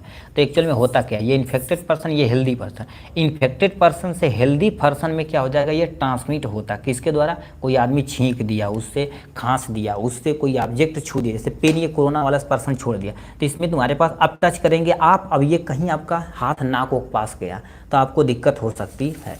तो वही लिख रखा, छींक यानी खांसी से, छींकने से, हैंड शेकिंग किसी से हाथ मिलाने से, ऑब्जेक्ट का अदला बदली से, ऑब्जेक्ट का अदला बदली मतलब आप किस कोई चीज़, जैसे मान लेते हैं हम मास्क पहने, आप मास्क को हमारा पहन लिए तो आपको हो सकता है, अदला बदली से ये फैलता है। तो ये ट्रांसमिशन दिया गया। अब साइन और सिम्टम क्या गुरु दिखेगा, कैसे हम जानेंगे एक्चुअल में इनको कोरोना ही हुआ। हाई फीवर होगा, तगड़ा फीवर होगा, और कोल्ड होगा, कोल्ड मतलब उन्हें ठंडक के साथ बुखार होगा। अब कोरोना वायरस का लक्षण तो हम तो नहीं जानते भाई, आपको बताना पड़ेगा। आपके बगल बगल में जो देखें सब छाप दीजिए, आप देखें रियलिटी आंखों से देखें कोरोना वायरस का सिम्टम। ठीक, खांसी से हो सकता है, उसमें खांसी बहुत तगड़ा होती है, यानी प्रॉब्लम होगी सांस लेने में, मतलब सांस लेने में बहुत तगड़ा प्रॉब्लम होगी। सांस आदमी नहीं ले पाएगा तो हमारे शरीर के अंदर एनर्जी नहीं बन पाएगी, एनर्जी नहीं बन पाएगा तो हेल्दी अनहेल्दी हो जाएगा, बीमार पड़ के मर जाएगा। ठीक है, मसल में पेन तगड़ा होगा, और मसल पेन बहुत तगड़ा होता था भाई, अभी रियलिटी थी। ठीक, इतना तेजी कभी कभी उतना तेज हम सोचते कोई नहीं मरे भाई। अब तुम सोचो, हमारे पास जहाँ हम काम करते थे उसके सामने एक मेडिकल स्टोर था, उनके ओनर को कहें शाम को कोरोना हुआ, सुबह सुबह आते ही उनकी डेथ हो गई। हम कहें बताइए इतना तेज मल्टीपल कैसे हुआ। और एक्चुअली में बाद में पता चला वो ज़्यादा सोच लिए थे कोरोना के ना, कोरोना एक्चुअली में पॉजिटिव था, बस सोचने के नाते दिक्कत हो गई थी, उन्हें हार्ट अटैक आया था।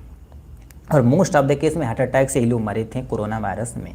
ठीक है, अब बचाव देखा जाए तुम्हारे पास कैसे बचाव कर सकते हैं, हाथ को साबुन से प्रॉपर धुले, मतलब वो हाथ को क्या करें, प्रॉपर धुल लेना पड़ेगा। संक्रमित व्यक्ति से दूर रहे, मतलब जिसको कोरोना वायरस हुआ है उससे आपको थोड़ा सा दूरी बना के रखना पड़ेगा। मास्क पहने, मास्क नहीं रहा तो चट्टा लपेटे, झोरा लपेट ले, कुछ भी करें, मतलब आपको सांस में दिक्कतें हो रही थी, वो सब मेंटेन करना पड़ेगा।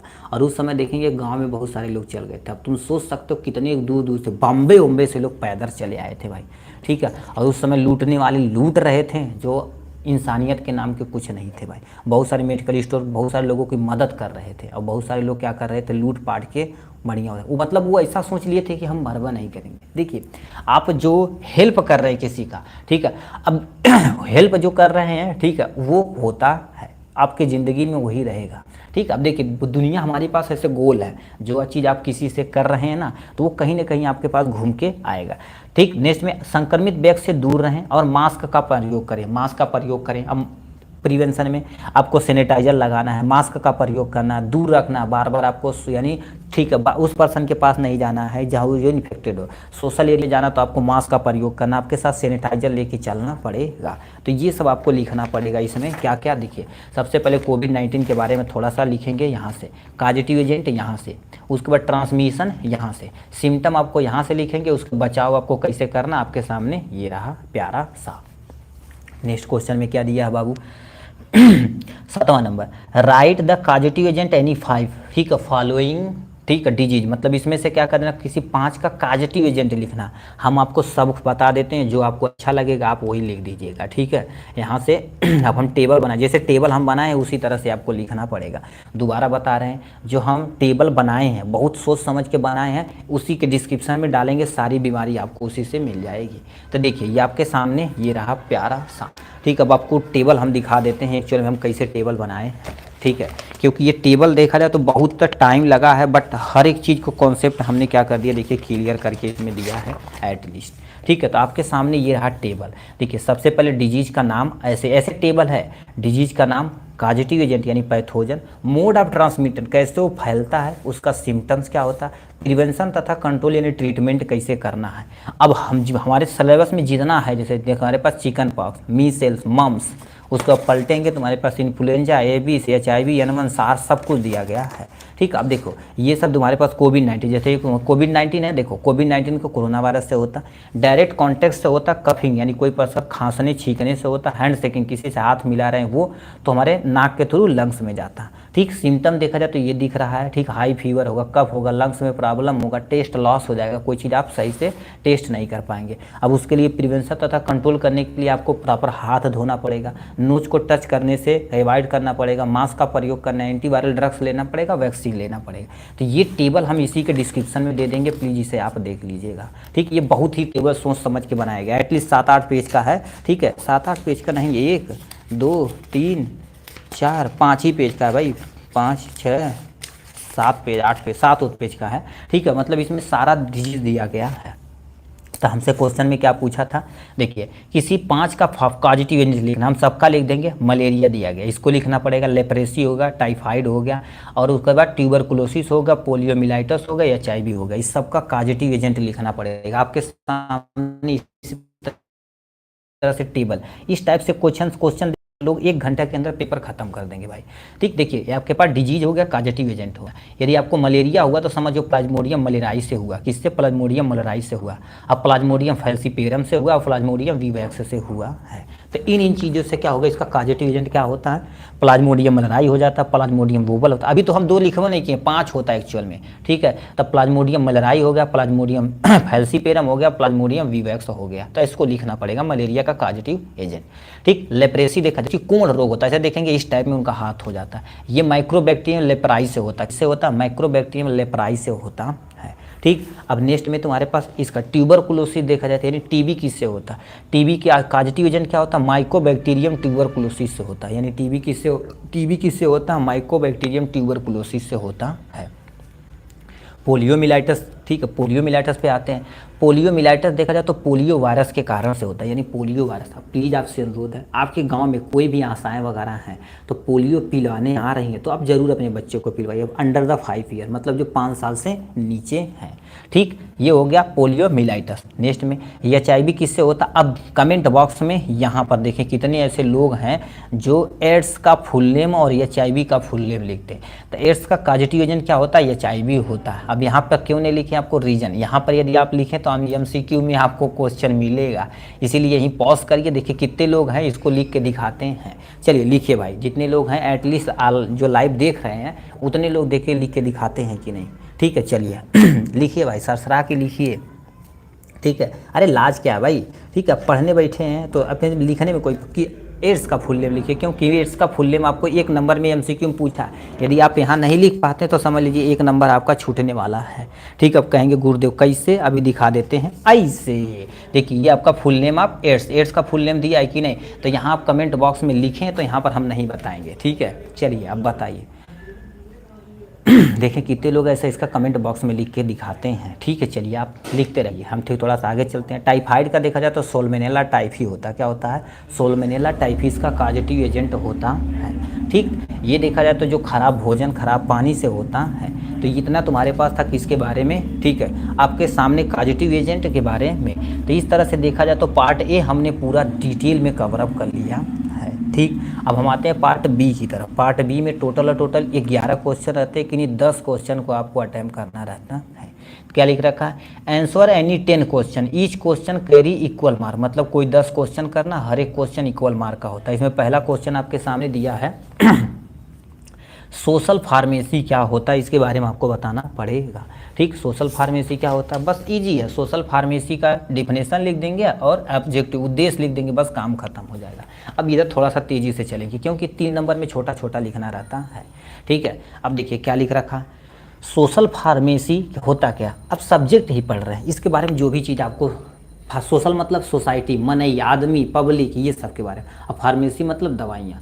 ठीक है, जैसे सोसाइटी में कोई चीज़ बीमारियाँ फैल गई हैं तो फार्मेसी के जरिए उससे जागरूक करना, लोगों को एजुकेट करना, दवाइयाँ प्रोवाइड करना, सब तो सोशल फार्मेसी के अंतर्गत आता है। तो क्या लिख रखा है, सोशल फार्मेसी समझ में, ठीक है, जो भी फार्मासिस्ट काम, हाँ करेक्ट भाई। ठीक है, ये देखिए एक्वायर्ड इम्यूनो डिफिशियंसी सिंड्रोम, आपका एक नंबर पक्का हो गया यहाँ और एक नंबर पक्का हो गया वहाँ।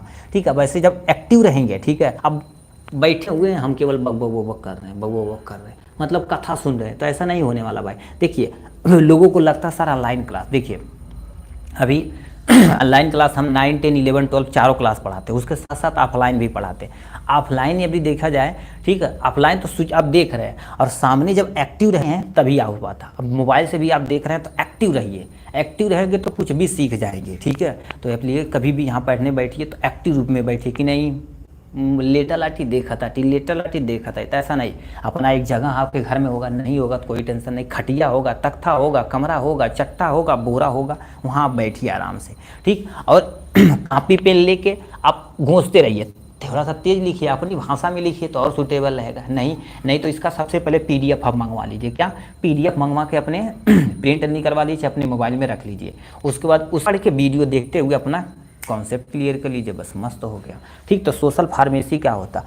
सोशल फार्मेसी एक ऐसा अनुशासन है जो दवाइयों की भूमिका को सोशल, साइंटिफिक, ह्यूमैनिटी के दृष्टिकोण से समझाते हुए परिभाषित करते हैं, उन्हें सोशल फार्मेसी कहते हैं। दोबारा बोल रहे हैं, कोई दवा है, दवा का अनुशासन करना, जो दवाइयों की भूमिका है यानी सोशल में, साइंटिफिक में, ह्यूमैनिटी के दृष्टिकोण से समझाते हुए उन्हें परिभाषित करना क्या कहलाता है? सोशल फार्मेसी कहलाता है। जो सामने दिया गया है, सोशल फार्मेसी को एक ऐसी विज्ञान के रूप में परिभाषित किया जाता है जो फार्मेसी प्रोफेशन के यानी सोशल पहलुओं से संबंधित होता है। मतलब सोशल फार्मेसी करता क्या, जो भी फार्मेसी भाई हैं, सोसाइटी को जोड़ने के बीच में जो कड़ी होती है यानी लिंक होता है, उसी को क्या बोलते हैं? एक्चुअल सोशल फार्मेसी बोलते हैं। ठीक है, तो सिंपल सा क्या बोलेंगे, सोशल फार्मेसी एक ऐसा बयान है जो तुम्हारे पास क्या कर देता है। ठीक है, कोई सोशल आदमी हो गया, आदमी को फार्मेसी से जोड़ने का जो लिंक बिटवीन होता उसी को सोशल फार्मेसी कहते हैं। तो ये डिफिनेशन हो गया यहाँ से। इसका मेन उद्देश्य क्या होता है इसके बारे में, सोशल फार्मेसी का मेन उद्देश्य है क्या, नीचे दे रखा दवा का उपलब्धता, मतलब दवा को प्रॉपर उपलब्ध कराना अकॉर्डिंग टू पेशेंट के अकॉर्डिंग आपको क्या कर देना, उस एरिया में दवा प्रोवाइड कराना। ठीक है, दवा प्रोवाइड कराने का मतलब आपको उस सूटेबल दवा को, जैसे नहीं अभी मान लेते किसी को बुखार है तक हार्ट का तुम दवा ला के उपलब्ध कराओ, ऐसा नहीं, उससे रिलेटेड आपको दवा उपलब्ध करानी है, मतलब दवा को यहाँ पर व्यवस्था करनी है। नेक्स्ट में दवा को कंट्रोल करने की जिम्मेदारी किसकी होती है? आप ही की होती है। ठीक है, आप ही की होती है, जो यहाँ पर मेंटेन करके आप पे लेते हैं। तो दवा को कंट्रोल करने की जिम्मेदारी आपकी होती है। दवा का एप्लीकेशन यानी दवा का एक्चुअल में एप्लीकेशन मतलब यूज बताना पड़ेगा, प्रोवाइड करना या ट्रीटमेंट करना सही होता है। ठीक है, एकदम बढ़िया भाई, यस वर्मा जी। ठीक। ठीक। तो दवा का एप्लीकेशन करना, ये दवा का कंट्रोल कराना, ये होता दवा का सोशल के प्रति बिहेवियर देखना। मतलब कोई दवा है तो इस देखना ये दवा, ठीक है, ये दवा इस मान लो एक पर्सन को देंगे तो इस सोसाइटी में दवा के प्रति उनका बिहेवियर कैसा है, ये भी सोशल फार्मेसी में हम देखते हैं। तो सोशल फार्मेसी क्या होती है, सबसे पहले ये आपके सामने डिफिनेशन हो गया, ठीक है, ये हो गया, इसका ऑब्जेक्टिव हो गया, आपको इतना लिखना पड़ेगा 3 नंबर में। नेक्स्ट में क्या लिख रखा, फूड पॉइजनिंग क्या होती है। फूड पॉइजनिंग क्या होती है इसके बारे में आपको लॉ एंड एथिक्स का कब सोल्यूशन होगा। लॉ एंड एथिक्स का 2024 का पेपर सोल्यूशन ख़त्म कर दिया गया है। लॉ एंड एथिक्स का पेपर सोल्यूशन 2023 का कल आएगा बता, ठीक है। और कोई डाउट, ठीक है। यहाँ फार्मेसी का यानी फर्स्ट ईयर का चल रहा है तो आप कल हमसे मिलिएगा भाई, ठीक है। तो देखिए सबसे पहले लिखा है राइट द फूड पॉइजनिंग, यानी क्या करना पड़ेगा, what is food poisoning. Food poisoning क्या होता है यहाँ से बताना पड़ेगा। फूड मतलब खाना, पॉइजनिंग मतलब जहर। कभी कभी आपके खाने में जहर उत्पन्न हो जाता है, कहेंगे ये गुर्दो कैसे आ गए हो, देखो बैक्टीरिया के कारण से हो सकता है, खराब भोजन के खराब पानी के कारण से हो सकता है। इसीलिए खाना वगैरह जब बने तो उसी के दौरान आपको खा लेना चाहिए और भोजन को हमेशा हमेशा ढक के रखना चाहिए। जहाँ खाना बने तहाँ साफ़ सफाई रखना चाहिए, नहीं तो फूड पॉइजनिंग होगी तो बड़ी दिक्कतें हो जाती हैं। तो क्या लिख रखा है, फूड पॉइजनिंग को फूड बर्न डिजीज के नाम से भी जाना जाता है। मतलब ऐसा डिजीज जो फूड के कारण से उत्पन्न होता है उसी को फूड बर्न डिजीज कहते हैं। फूड पॉइजनिंग तब होता है जब कोई व्यक्ति दूषित भोजन, दूषित पानी आदि का सेवन से बीमार हो जाता है तो उसको क्या बोलते हैं, फूड पॉइजनिंग बोला जाता है। अब देखिए खाना ढक के नहीं रखें, कोई मक्खी आई कहीं टॉयलेट किया, कोई उस पर बैठी, अब आई आपके खाने पे बैठी तो वहाँ पर पोत देगी, आदमी वही खा लेगा। लिखा है जहर रोग होता, हाँ भाई ठीक है, उसके जहर रोग बोलते हैं, ठीक है। ये हो जाएगा उसके बारे में, जहर रोग भी होता है, यस सर, जहर रोग खतरनाक टाइप में होता है। तो आपको हमेशा भोजन को ढक के रखना है एकदम अच्छे तरीके से। यदि हो सके तो गर्मा गर्म खाएंगे तो ज़्यादा सूटेबल रहेगा। क्यों, क्योंकि गर्म होते ही जो हमारे पास बैक्टीरिया रहते हैं तो एटलीस्ट मर जाते हैं। कहेंगे सर बैक्टीरिया 100 डिग्री सेल्सियस पे भी नहीं बनते, सही है, रियलिटी है। अब तुम सोचो लावा में बैक्टीरिया भी पाए जाते हैं जहाँ पर कईयों हज़ार डिग्री सेल्सियस होता है, बट वो दूसरे बैक्टीरिया होते हैं। यहाँ पर खाने वाले बैक्टीरिया जो तुम्हारे पास एटलीस्ट होते हैं 100 से लेकर 150 डिग्री सेल्सियस पे मर जाते हैं। फूड पॉइजनिंग तब होता है जब कोई व्यक्ति दूषित भोजन, पानी आदि का सेवन से बीमार पड़ जाता है तो समझो फूड पॉइजनिंग हो रहा है। फूड पॉइजनिंग में बैक्टीरिया, वायरस और तुम्हारे पास पैरासाइट के द्वारा फूड में पॉइजन उत्पन्न करने से होता है। मतलब आप भोजन है तो भोजन में चाहे बैक्टीरिया आ जाए, चाहे वायरस आ जाए, चाहे पैरासाइट आ जाए, ये सब आ जाए तो समझ लो दिक्कतें हो रही हैं। तो समझिए ना फूड पॉइजनिंग हो चुका है। तो ये इंट्रोडक्शन होगा। इसका मेन कॉजेटिव एजेंट क्या होता है, बैक्टीरिया, फंजाई, पैरासाइट, वायरस, कुछ भी हो सकता है जो आपको भोजन को खराब कर सकता है। तो यहाँ पर बैक्टीरिया देखा जाए तो तुम्हारे पास जैसे सोलमेनेला फैमिली के जो बैक्टीरिया रहते हैं, सोलमेनेला टाइफी के, ठीक है, सोलमेनेला फैमिली के रहते हैं, ये बीमार करते हैं। कॉलरा हो गया, विब्रियो हो गई, सर्चिकोलाई बैक्टीरिया हो गया, तो ये सब फूड पॉइजनिंग करते हैं। फंगल में देखा जाए तो एस्परजिलस स्पीसीज के होते हैं। पैरासाइट में देखा जाए तो क्रिप्टोस्पोरोडियासिस होता है। ये देखा जाए तो एक पैरासाइट होता है जो भोजन में पाया जाता है, इसके कारण से भी हो सकता है, ठीक। वायरल मतलब क्या होगा, हेपेटाइटिस हो सकता है, हेपेटाइटिस A B C कुछ भी हो सकता है, B1 B2 3 कुछ भी हो सकता है। तो ये कॉजेटिव एजेंट है जो फूड को पॉइजनिंग कर सकता है। साइन एंड सिम्टम मतलब आप मान लेते हैं हमें फूड पॉइजनिंग हो गई तो तगड़ा पेट दर्द करेगा, यानी बार बार आपको क्या होगा, उल्टी होगी, वोमिटिंग होगा, डायरिया मतलब बार बार आप टॉयलेट करने जाएंगे, ठीक। आपका देखिए वोमिटिंग के जरिए आपका पानी खत्म होगा, डायरिया के जरिए आपका जो भोजन वगैरह रहा सब खत्म होगा, पानी खत्म हो गया तो आपको थकान होगी, ठीक है। तो पानी की कमी आदमी तो क्या हो जाता है, डिहाइड्रेशन हो जाता है, पानी की कमी हो जाती है। तो पानी की कमी से मोस्टली देखा जाए तो आदमी बहुत सुस्त तथा डेथ के कगार के चल जाता है यदि प्रॉपर ट्रीटमेंट न मिले तो ऐसे व्यक्ति को ट्रीटमेंट करना क्या, सबसे पहले ORS का सेवन देना। ORS का सेवन देने से उसे अंदर जो एनर्जी है, वाटर लेवल वो मेंटेन हो जाएगा, ठीक है। तो ORS का सेवन करना, अधिक मात्रा में पानी पीना, क्योंकि बल भर उसे पानी पिलाना, क्यों, क्योंकि पानी जब पिएगा तो डायरिया के थ्रू जो भी बैक्टीरिया वगैरह रहेगा हमें इसमें से बार बार मूवमेंट करके फ्लश के द्वारा निकाल देगी, ठीक। और वोमिटिंग होगी तो सब, अब ये दोनों को मेंटेन करने की जिम्मेदारी पानी देगा। पानी में कोई फ्लेवर का ORS, इलेक्ट्रोलाइट वगैरह आता है उससे हम चलाएंगे। और अब ये सब तो नॉर्मल हमारे घर पे होता है, बहुत सारे जब जाएंगे तो वहाँ पर आपको दवाइयाँ दी जाएंगी, कुछ एंटीबायोटिक दी जाएंगी, जैसे इलेक्ट्रोलाइट की कमी, हाँ इलेक्ट्रोलाइट की कमी से भी आपको हो सकता है, ठीक है, बहुत सारा दिक्कतें हो सकती हैं। अब ऐसे बीच बीच में कमेंट करते रहेंगे तो आप समझ लीजिए हाँ जानेंगे कि भाई हाँ एक थोड़ा सा आप एक्टिव भी है सुनने में, ठीक है। तो ये हो गया। एंटीबायोटिक ड्रग्स जैसे एमॉक्सासिलिन हो गया, सिप्रोफ्लॉक्सासिन हो गया, नॉरफ्लॉक्स हो गया, नॉरफ्लॉक्स टीजेड हो गया, ओमापराजोल हो गया, बहुत सारी दवाइयाँ दी जाती हैं। ठीक है, तो अपना क्या कर देते हैं, मेंटेन हो जाता है। ठीक, तो आपको फूड पॉइजनिंग जब आएगा तो सबसे पहले देखिए फूड पॉइजनिंग क्या होता है, यहाँ से लिखेंगे इतना। काजेटिव एजेंट आपको यहाँ से लिखेंगे, साइन एंड सिम्टम यहाँ से लिखेंगे, ट्रीटमेंट आपका यहाँ से लिखना पड़ेगा। ठीक, तो ये था फूड पॉइजनिंग के बारे में। नेक्स्ट क्वेश्चन तुम्हारे पास लिखा, what do mean by the junk food.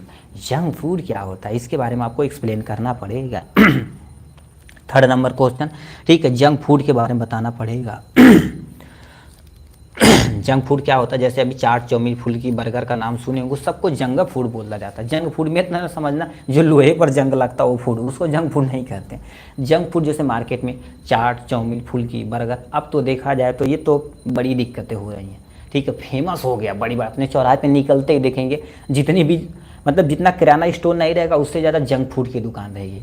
कम से कम एक चौराहे पर 10-15 ठेला है। ठीक, अलग अलग तरीके से कुछ न बेच रहे हैं, कोई बर्गर बेच रहा है, कुछ हुई। अब देखा जाए तो चावल भूज के बेचने लगते हैं यार। जैसे मतलब पहले अपने गांव में होता था, हम सब लोग इससे चावल बच गया तो आपकी मम्मी क्या करी, छौंक देती थी हिसाब से ज़्यादा। हाँ ठीक है, जॉइंडिस होता, हाँ ये तो जंक फूड से जॉइंडिस वगैरह ज़्यादा हो जाता है। ठीक, फूड पॉइजनिंग से हो सकता है। अब देखा जाए तो पहले होता था, जिसे अब मंचूरियन उसको बोलते हैं। पहले हमारे गांव में होता क्या था, गांव में सबके घर में होता है, यदि आप गांव से बिलोंग करते होंगे। ठीक है, पहले भोजन लेते थे, मतलब भोजन जो बचता था चावल वगैरह, उसको अच्छे तरीके से क्या कर देते हैं, ठीक है, अच्छे तरीके से तल देते थे। तल देने का मतलब प्याज काट लेते थे, धनिया वनिया बढ़िया से, लहसुन वसुन, टमाटर वमाटर, मरचा उर्चा कढ़ाई में डाल के छौंक लेते थे। जो चावल बचता तो उसमें डाल के से चला देते थे। बस हम सब लोग हाथ से उठा भाग भाग भाग भाग खाते थे। बट अब वो देखा जाए तो क्या होगा, मंचूरियन बन गया। एकदम से खतरनाक टाइप में, मतलब वो सब जानते हो कौन खाते हैं, CBSE वाले। ठीक है, भूजल भात, हाँ गुरुदेव एकदम से करेक्ट बोले भाई, भूजल भात ये के बोला जाता है। अब वो सब वही खाते हैं जो शहरी टाइप में होते हैं। हम सब लोग देहाती आदमी लिट्टी चोखा ये सब पूछते हैं, मार के एकदम से तगड़ा कर देते हैं। ठीक है, तो ये होता है भाई। अब तुम सोच सकते हो भात खा रहे हैं, अरे यार घर पे भात बन के खाओ, नहीं मगर हमको बाहर खाना है, तुमको थोड़ा सा उधवा देखना मस्त टाइप में, अरे का मस्त मूर्खता तुम। ठीक, तो जंक फूड क्या होता है, जंक फूड वे पदार्थ होते हैं जिनके बहुत कम तथा बिल्कुल भी न्यूट्रिशन वैल्यू नहीं होते। सोच सकते हो न्यूट्रिशन वैल्यू ना के बराबर, केवल तुम खा रहे हो और टॉयलेट जा रहे हो। जैसे गांव में कहते हैं खाना और हगना। जैसे आप बैठे रहेंगे चुपचाप ना, तो आपके दादी दादा कहेंगे दिन भर खाइला तुम, सुबह सब खाइला हगला, बस कोनो काम धंधा इनके वहाँ नहीं, ऐसा बोलते हैं। तो वही सेम टू सेम होता है, मतलब इसमें तो बहुत कम तथा बिल्कुल न्यूट्रिशन नहीं होते। जब न्यूट्रिशन है तो खाइले से कौन फायदा भाई। ठीक है, ये हो जाएगा। इसमें कैलोरी कामा, चीनी कामा, नमक कामा, वसा अधिक मात्रा में पाए जाते हैं, जो हमारे लिए बहुत नुकसानदेह होते हैं। जितना आप कैलोरी खा रहे हैं उसके लिए दिक्कत होगी। ठीक, चीनी खा रहे हैं, नमक खा रहे हैं, ये सब हमारे लिए जंक फूड में बहुत नुकसानदेह होता है। और स्पाइसी तेल, अब तुम सोच सकते हो तेल जानते हो क्या, एकदम से मस्त क्वालिटी का प्रयोग करते हैं। क्यों, क्योंकि उनको 1000 रुपये लीटर वाला मिलता है, शुद्ध सरसों का तेल प्रयोग करते हैं, वही हम सब लोग खाते हैं। ठीक, अब तुम सोचो तेल की क्वालिटी एक्चुअली में क्या होती है। तेल पे साफ साफ लिखा होता है कि तेल एक बार 100 डिग्री सेल्सियस पे यदि उबल गया है तो उसको दोबारा आप नहीं उसमें भोजन बना सकते हैं। बट घर पे हमारे पास होता क्या, छमक दिए खा लिए काम खत्म, इतना ही तो होता है। ऐसा थोड़ी ना कि छमक दिए फिर तेल निकाल के रख दिए फिर अगले दिन उसी से छमक, ऐसा तो नहीं होता है ना। बट वो सब लोग क्या करते हैं, ऐसा तो नहीं, शुद्ध तेल प्रयोग करते हैं सब। अब बहुत सारे लोग कहेंगे सर हमारे यहाँ एक दुकान है बहुत शुद्ध तेल प्रयोग करते हैं। शुद्ध करता है तो उसका देखेंगे तुम्हारे पास क्या, चाहे रिफाइंड प्रयोग कर लेगा, रिफाइंड जाएगा घटिया क्वालिटी का लाएगा, जो सस्ता मिलेगा। ठीक है, सरकोस, ठीक है, ये हो गया। सपोर्ट करो, और भाई सपोर्ट तो है ही है भाई। ठीक है, इतना आप समझ लीजिए। ठीक है, इतने लोग लाइव हैं, सब लोग मस्त ही हैं। ठीक है, देखिए सपोर्ट करने का मतलब ये नहीं है कि केवल आप दिल से चाहे बस। ठीक है, कैसे कहते हैं, हम भगवान को मानते हैं, दिखावा नहीं करना, दिल से आप में दिल में अंदर है भगवान जी, बस लोगों की मदद करिए। गरीब आदमी है तो गर्मी में लोगों को पानी पिला दीजिए, आप समझ लीजिए आप उसी के लिए भगवान है। ठीक, भगवान हम लोगों को क्यों भेजा है कि आप दूसरे की मदद करें। भगवान हर जगह नहीं पहुंच सकते। ठीक है, हर जगह नहीं पहुंच सकते, इसलिए हम जैसे लोगों को इंसान बना दिए। आप जैसे अब फार्मासिस्ट बन जाएंगे, आप ऐसे रूरल एरिया में खोल देंगे जहां पर सुविधाएं दवाइयाँ की नहीं है। दवाइयाँ सुविधाएं नहीं है, जब सुविधाएं नहीं है तो आप वहाँ भगवान की तरह काम करेंगे, लोगों की जान बचाएंगे, वही आप भगवान हैं। इसीलिए रूप से आपसे भगवान में रूप में कौन भेजे हैं, भगवान खुद ही भेज दिए, जाओ फार्मासिस्ट बनो, लोगों की सेवा करो। बट हो का रहा, अब देख ही रहे हैं लूटपाट हो रही है अपने यहाँ। ठीक है, ऐसा नहीं करना चाहिए। उस हिसाब से देनी दवाइयाँ, तो ऑलरेडी दवाइयाँ पे मार्जिन होती है, दवाइयाँ पे मार्जिन होती है, बट इतना मत लूटिए कि लोग पागल हो जाएं। ठीक है, थोड़ा सा ह्यूमिडिटी के बारे में, सब हमारे यहाँ लूट रहे हैं एकदम में सही, सब जगह लूट रहे हैं। अब देखा जाए तो यूपी, हम देखो दिल्ली में काम करते थे, रियलिटी बताते, दिल्ली में काम करते थे और दिल्ली में मतलब बहुत बड़ी फर्म थी, ठीक है, बहुत बड़ी फर्म थी कंझावला में, ठीक है, कंझावला में, यदि कोई कंझावला से होगा तो लाइफ किरण बायो फार्म, बहुत बड़ी दुकान थी, मतलब कम से कम उसमें देखा जाए तो 1 करोड़ का लगभग माल था, ठीक है। अब तुम सोच सकते हो, ठीक है, वहाँ पर सब पेटेंट दवाइयाँ थी, मोस्ट ऑफ द पेटेंट थी, क्यों? क्योंकि वहाँ सब लोग एजुकेटेड लोग थे। तो हमारे आते थे भाई, कहते थे कहाँ से हो, कहीं यूपी से। करे अरे यूपी में तो यार बहुत जेनरिक दवाइयाँ चलती हैं, मतलब सोच सकते हो तुम यूपी में, क्योंकि जेनरिक दवाइयाँ चलती, यूपी बिहार में सबसे ज़्यादा जेनरिक की दवाइयाँ खपत होती हैं, मतलब दाम रहेगा 200, मिलेगा 20 रुपया का, उसी पे 80 रुपये लूट रहे हैं, ठीक है। 80 मतलब कहाँ, 200 का मिलेगा तो यानी 40 रुपये मान लेते मिल रहा है तो 160 रुपये लूट रहे हैं, मगर लूट रहे हैं। यूपी बिहार में लोग गरीब तबके के लोग हैं, एजुकेटेड नहीं है। बट अब भी वहाँ दिल्ली में चले जाओ और बम्बे में चले जाओ तो वहाँ पर मान लेते लोकल दवाइयाँ देंगे तो इंटरनेट पे सर्च कर लेते, कहीं कहाँ मिला था हो, काड़बो करेंगे, ठीक है। वो होता था, और वहाँ दवा चेंज कर दिए तो समझ लीजिए बहुत दिक्कत होगा, ठीक है। बट यहाँ पर अरे हाई दवा पढ़ ही नहीं पाएंगे, ठीक है, तो ये हो जाएगा, क्योंकि यहाँ के लोग उतना, ठीक है, पता नहीं यहाँ जेनरिक के बारे में, सही करो भाई, ठीक है, तो वो होता है, ठीक। ऐसा भोजन स्वादिष्ट होते हैं लेकिन स्वास्थ्य के लिए क्या होते हैं, हानिकारक होते हैं। मतलब खाने में तो मस्त लगेगा, बहुत सारे, जैसे बवासीर की प्रॉब्लम, गैस की प्रॉब्लम, पेट की प्रॉब्लम, ये सब हो जाएगा, ठीक। अब खाएंगे और सर जी कहिए और तीखा मतलब तीखा मिला रहे हैं। अब इसका एग्जांपल देखा जाए जंक फूड का, तो तुम्हारे पास कोल्ड ड्रिंक हो गया जो सबसे घातक होता है, ठीक, हड्डियों को बहुत खराब चीज़ करता है, क्योंकि कार्बोनेटेड ड्रिंक, मतलब जो हम सांस में निकाल रहे हैं उसको दोबारा हम पी रहे हैं, ठीक है, तो ये करते हैं। बर्गर खा रहे हैं, पिज़्ज़ा खा रहे हैं, चिप्स खा रहे हैं, केक खा रहे हैं, कुकीज़ खा रहे हैं, कैंडी खा रहे हैं, ये सब जो हमारे पास जंक फूड में आता है। PDF कैसे मिलेगा, हमारे चैनल के डिस्क्रिप्शन में जाएगा, वहाँ नंबर मिलेगा, आप लिख सकते हैं। हाँ, देखा जाए तो क्या होता है, लगातार देखो, अब 1-2 दिन खाएंगे जंक फूड तो ज़्यादा दिक्कत नहीं होगी, कि सर कहेंगे हम करेंगे तो खाई ले, कुछ नहीं फैल रहा। तो देखिए 1-2 दिन कुछ भी खाएंगे तो ज़्यादा दिक्कत नहीं होगी। अब कहना है कर दिए दुनिया में जहर खा ले लेता, ऐसा नहीं होता भाई, ठीक है। तो लगातार जंक फूड खाने से आदमी कई, यानी क्या होती है, बड़ी बीमारियाँ हो सकती है, जैसे उस आदमी को मोटापा हो सकता है, ठीक। अब कितना, ये तो भाई आप वहाँ पे कॉन्टेक्ट करेंगे, 25 रुपीज़ है, ठीक है। अब देखिए मोटापा होगा, कार्डियक अरेस्ट हो गया, कार्डियक अरेस्ट मतलब आपको हार्ट डिजीज हो जाएगी यदि आप लंबे समय तक खाएंगे तो। डायबिटीज़ का खतरा बढ़ेगा, डाइजेशन पे प्रॉब्लम होगी। अब डाइजेशन पे प्रॉब्लम होगी तो उस पर्सन को पाइल्स यानी बवासीर हो जाएगा। क्या हो जाएगा, बवासीर हो जाएगा। इससे दिक्कतें हो रही हैं, और सबसे ज़्यादा देखो ये हो रहा है। अब देखें 100 पेशेंट, यदि 100 आदमी खड़ा तो देखेंगे 80 से लेकर 90, 95 लोग को एसिडिटी की प्रॉब्लम हो रही है, ठीक, क्योंकि दिनचर्या, फूड आइटम सब कुछ आप देख ही रहे हैं प्रेजेंट टाइम में, ठीक है। तो ये जंक फूड आएगा, तो सबसे पहले जंक फूड की डिफिनेशन, जंक फूड का एग्जाम्पल, जंक फूड से होने वाले हानि के बारे में लिखना पड़ेगा। और हमसे देखिए ये पूछा था जंक फूड क्या होता है, कहाँ चला गया, जंक फूड यही पूछा था।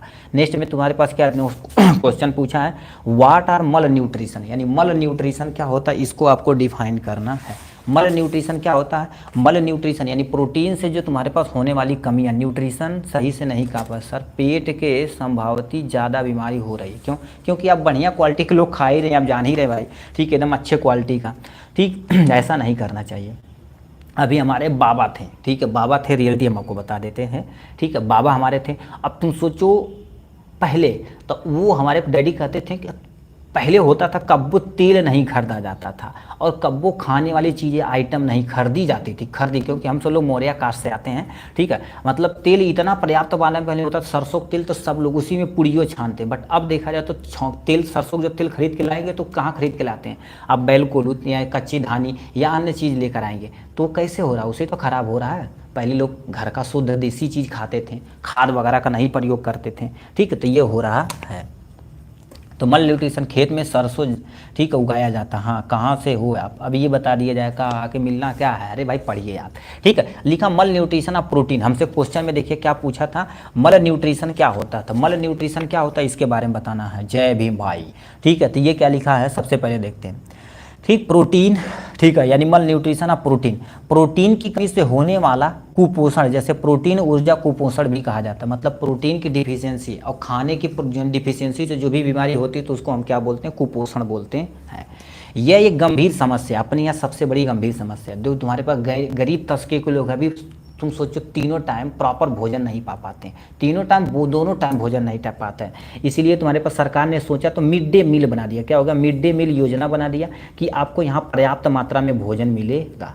ठीक है, कम से कम 2 टाइम तो मिलेगा, 2 टाइम नहीं तो 1 टाइम तो प्रॉपर मान देंगे, क्योंकि सुबह आप खाना खा के आएंगे और दोपहर का स्कूल वाले खाना देंगे।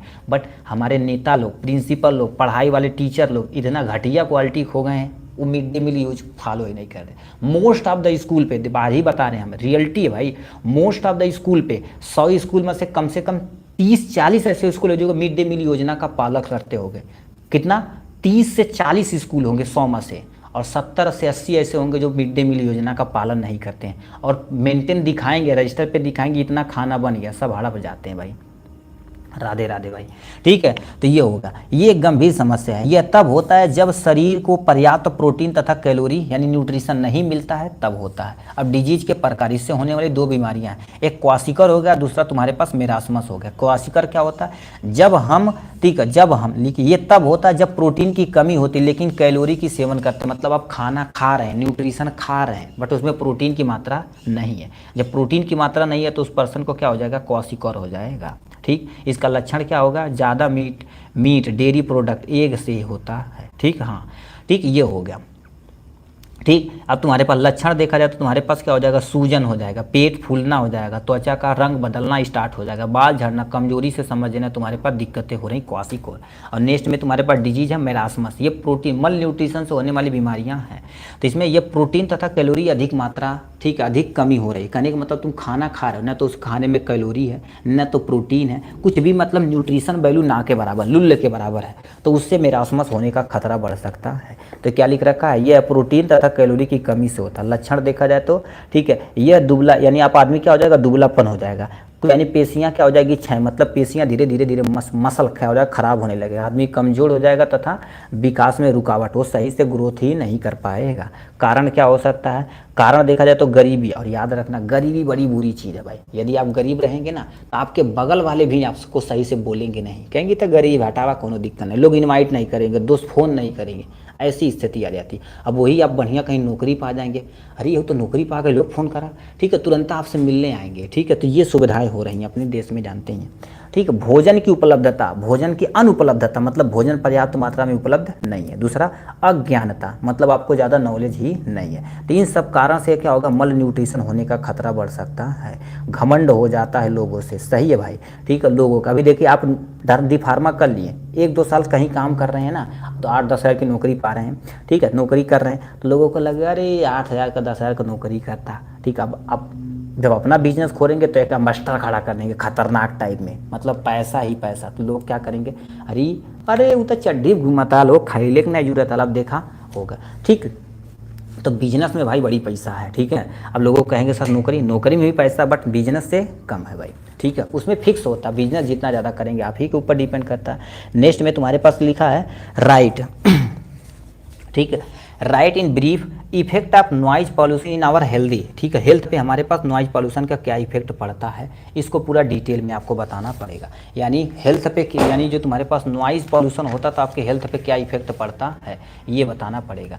तो आपके सामने ये रहा प्यारा सा नॉइज पॉल्यूशन। अब नॉइज पॉल्यूशन क्या होता है? देखिए, हमारे जो सुनने के, जैसे कोई ध्वनि, जैसे हम बोल रहे हैं, गाना सुन रहे हैं, आप भोजपुरी गाना सुन रहे हैं, बारात में डीजे बज रहा, शुद्ध भोजपुरी चल रहा है, तो हमसे आप जान ही रहे इस समय भोजपुरी चाँप के चल रहा है भाई। अब देखिए, जब भोजपुरी गाना चलता है तो गांव में फील आता है। ठीक है, अभी मान लेते हैं अब बढ़िया शरीफ आदमी बने, ठीक है, गांव में घर पे केवल शुद्ध गाना चलवाएं, तो गांव वाले कहा यार ये तेरी कहाँ कौन गाना चलवाता यार, मज़ा नहीं आवता, खाएंगे चले जाएंगे। अब भोजपुरी चलाएंगे तो खाएंगे, बल भर नाचेंगे, जब तक रात भर रहेंगे आपके घर पे। ये फीलिंग आती भाई। ठीक है, होता है, अलग अलग अपना चॉइस है, लोग अलग अलग सुनते हैं। तो समझिए तुम्हारे पास क्या होता है, अनप्लेसेंट साउंड जो ह्यूमन को, ठीक है, अशांति, अवधित कोई भावना उत्पन्न यानी पैदा करती है, जिससे ह्यूमन को बुरा प्रभाव पड़ता, नॉइज पॉल्यूशन कहता है। भक्ति चलाएंगे तो भाई अईबा नहीं करेगा, खाना में खाने लो। ठीक है, तो इसमें क्या होता है एक्चुअल में, जब तुम्हारे पास किसी पर्सन को ऐसा साउंड चले जिसमें ह्यूमन अशांति रहे, मतलब शांति से बैठे, आप कॉन्सेंट्रेशन में कमी रहे, अवंधित रहे, यानी भावना में क्या हो पैदा, मतलब आप शांति से बैठे हैं, डीजे चला, इरिटेशन आपके अंदर हो रहा है, ठीक है, आपका खराब यानी स्थिति खराब हो रही, तो समझ लो नॉइज पॉल्यूशन है, बुरा प्रभाव पड़ता है, उसे नॉइज पॉल्यूशन कहते हैं। ठीक, ये हो गया यहाँ से। अब सोर्स ऑफ नॉइज पॉल्यूशन देखा जाए तो क्या होता है, सबसे पहले लिखा है ट्रांसपोर्ट, ठीक है, यानी देखा ट्रांसपोर्ट ट्रैफिक नॉइज, ये सबसे ज़्यादा होता है। जैसे रोड ट्रैफिक देखा जाए तो रोड पे अभी होते हैं क्या, एक लग एकदम से खतरनाक टाइप में लोग होते हैं, डबल हारन लगवा लेंगे, पों पों पों पों मारेंगे, और बुलेट फट फट फट फट मारेंगे, ठीक है। उसमें क्या होता है, ऐसे ऐसे कम करता है, कब चलेगा, ठीक है। फार्मास्यूटिक्स कल आएगा भाई, ठीक है, फार्मास्यूटिक्स आएगा, केमिस्ट्री तो हो गया, कुगनोसी परसों आएगा, दोनों 2023 और 24 पेपर सोल्यूशन एक ही बार में आएगा, ठीक है। तो ये तुम्हारे पास रोड ट्रैफिक नॉइज वाज होता है, रेल से सबसे ज़्यादा, एयरक्राफ्ट से सबसे ज़्यादा एयर पॉल्यूशन होने वाला है। अभी यदि आएगा सबसे ज़्यादा एयर पॉल्यूशन किससे होता है, तो बोलेंगे एयर, यानी एयर जेट वगैरह से, ठीक है। अब ये हो गया यहाँ से। इंडस्ट्रीज नॉइज क्या होती है, ठीक, इंडस्ट्रीज नॉइज क्या होती है इसके बारे में समझिए क्या होता है। इंडस्ट्रीज नॉइज से भी होता है, जैसे आप ऐसे एरिया में रह रहे हैं जहाँ पर बड़ी बड़ी कंपनियाँ, बड़ी बड़ी मिलें हैं, उससे होती है। लाउड स्पीकर, डीजे और क्रैकिंग साउंड, डीजे तो तुम्हारे पास खतरनाक टाइप में है भाई, अब तो ऐसे ऐसे डीजे आ रहे हैं भाई, मतलब तुम सोचो बाहर बज रहा है, ठीक है, बाहर बजा तो आपके घर के अंदर जो तुम्हारे पास किचन में थाली रख रहे तो थाली ऐसे ऐसे उछल रही, इतना खतरनाक डीजे बजाते हैं भाई। कहें मतलब बूढ़ बूढ़ आदमी हार्ट अटैक वटैक रहेंगे तो उनका समझ लो सोराई व्यवस्था हो जाएगी, ठीक है, इतना खतरनाक लोग बजाते हैं। तो इससे हो सकता है। इफेक्ट ऑन ह्यूमन हेल्थ, मतलब ह्यूमन हेल्थ पे क्या करे, हियरिंग लॉस हो जाएगी, मतलब आप नॉइज पॉल्यूशन लंबे समय तक रह रहे हैं तो सुनने की क्षमता लॉस हो जाएगी। स्ट्रेस तथा इरिटेबल, यानी इरिटेशन बढ़ना लगेगा, मतलब आपको स्ट्रेसिंग होगी, थोड़ा सा स्ट्रेस टाइप में हो जाएंगे। स्लीपिंग डिस्टर्बेंस, मतलब आप सही से सो नहीं पाएंगे। हार्ट प्रॉब्लम, आपको हार्ट में प्रॉब्लम होगी। अब कंट्रोल कैसे करना है, वाहनों में सीमित हॉर्न का स्टार्ट कर देना। देखिए यहाँ पे वो लिखा रहता है साफ साफ कि यहाँ पे डबल हॉर्न का उपयोग नहीं कर सकते, बट कुछ भी नहीं होने वाला है, ठीक है। पुलिस को ऐसा पकड़ाइए, 100 रुपया ला, चालान से जा, तू कौनो टेंशन नहीं, ट्रैफिक व्रैफिक का धज्जिया उड़ा दा, कौनो टेंशन नहीं, ठीक है। ये अपने यहाँ स्थिति है। वाहनों के सीमित हॉर्न रखें, पेड़ पौधे लगाएं, बहुत ज़्यादा पेड़ पौधे लगाएंगे तो क्या करेंगे, पेड़ पौधे अब्जॉर्ब करते हैं, नॉइज को अब्जॉर्ब करते हैं और हमारे वातावरण को मेंटेन करते हैं। लोगों के एजुकेशन प्रोवाइड करें, एजुकेट, लोगों को एजुकेट करें, क्या करें, लोगों को एजुकेट करें कि कैसे एक्चुअल में करना क्या है, ठीक। तो एजुकेशन आपको बहुत ज़रूरी है, लोगों को एजुकेट करेंगे, भैया एयर पॉल्यूशन करेंगे तो ये बीमारियाँ हो सकती हैं, तो एजुकेशन बहुत ज़रूरी है। नेक्स्ट में तुम्हारे पास, अब इधर तेज़ी से चलते हैं जी। व्हाट इज़ क्वारंटाइन, क्वारंटाइन क्या होता है, इसको आपको पूरा डिटेल में बताना पड़ेगा। तो क्वारंटाइन क्या होता है, अभी क्वारंटाइन के बारे में आप कोरोना आया था तो बढ़िया जान रहे थे। क्वारंटाइन क्या होता है, क्वारंटाइन ऐसी एक ऐसा तरीका जिसमें पेशेंट अथवा पर्सन को, ठीक, अलग यानी आइसोलेशन में रखा जाता, मतलब अलग रूम में रख दिया जाता है, जिससे उससे जो भी इन्फेक्शन बीमारियां हैं किसी दूसरे के संपर्क में नहीं आए तो कम से कम आए। तो क्वारंटाइन एक ऐसा तरीका है जिसमें पेशेंट यानी पर्सन को आइसोलेटेड, मतलब एक अलग रूम में रखा जाता है, या रूम हो सकता है, हॉस्पिटल हो सकता है, कहीं भी रख सकता है, मतलब अलग रखना है, रखा जाता है अगर उसे किसी इन्फेक्शन डिजीज के संपर्क में आने का संदेह हो, ताकि वह बीमारियां दूसरे तक फैल न, मतलब थोड़ा सा हमें लगे कि अच्छा उनको ये बीमारियां हो गई। जैसे कोरोना में लोगों को लगता था कि अरे दूसरे बाहर से आवत आता तो इनको भर दिया जाता था, कहाँ पर, ठीक है, भर दिया जाता था एक्चुअल में तुम्हारे पास किसी स्कूल में, हॉस्पिटल में, इन सब पे रख दिया जाता था क्वारंटाइन के बारे में। ऑब्जेक्टिव क्या होता है, ठीक, ऑब्जेक्टिव में देखा जाए तो हो रखा है रोगों यानी बीमारियों को, इन्फेक्शन को रोकने के लिए हम क्या कर देते हैं, क्वारंटाइन लोगों को करते हैं। क्यों, क्योंकि जैसे मान लेते हैं हमें कोई बीमारी है तो हमें एक सेपरेट कमरे में रख दें, यदि नहीं सुविधाएं हैं तो अपने एक कमरे में कहीं रख दीजिए, ठीक, कमरे में रख दिए, कोई एक बंदा केवल जाए, उसको भोजन पानी दे के फिर अपना हाथ गोड़ पानी का धो से फिर अपना एक्टिविटी करे, उसके संपर्क में ज़्यादा न रहे। तो इन्फेक्शन को रोकने के लिए करते हैं।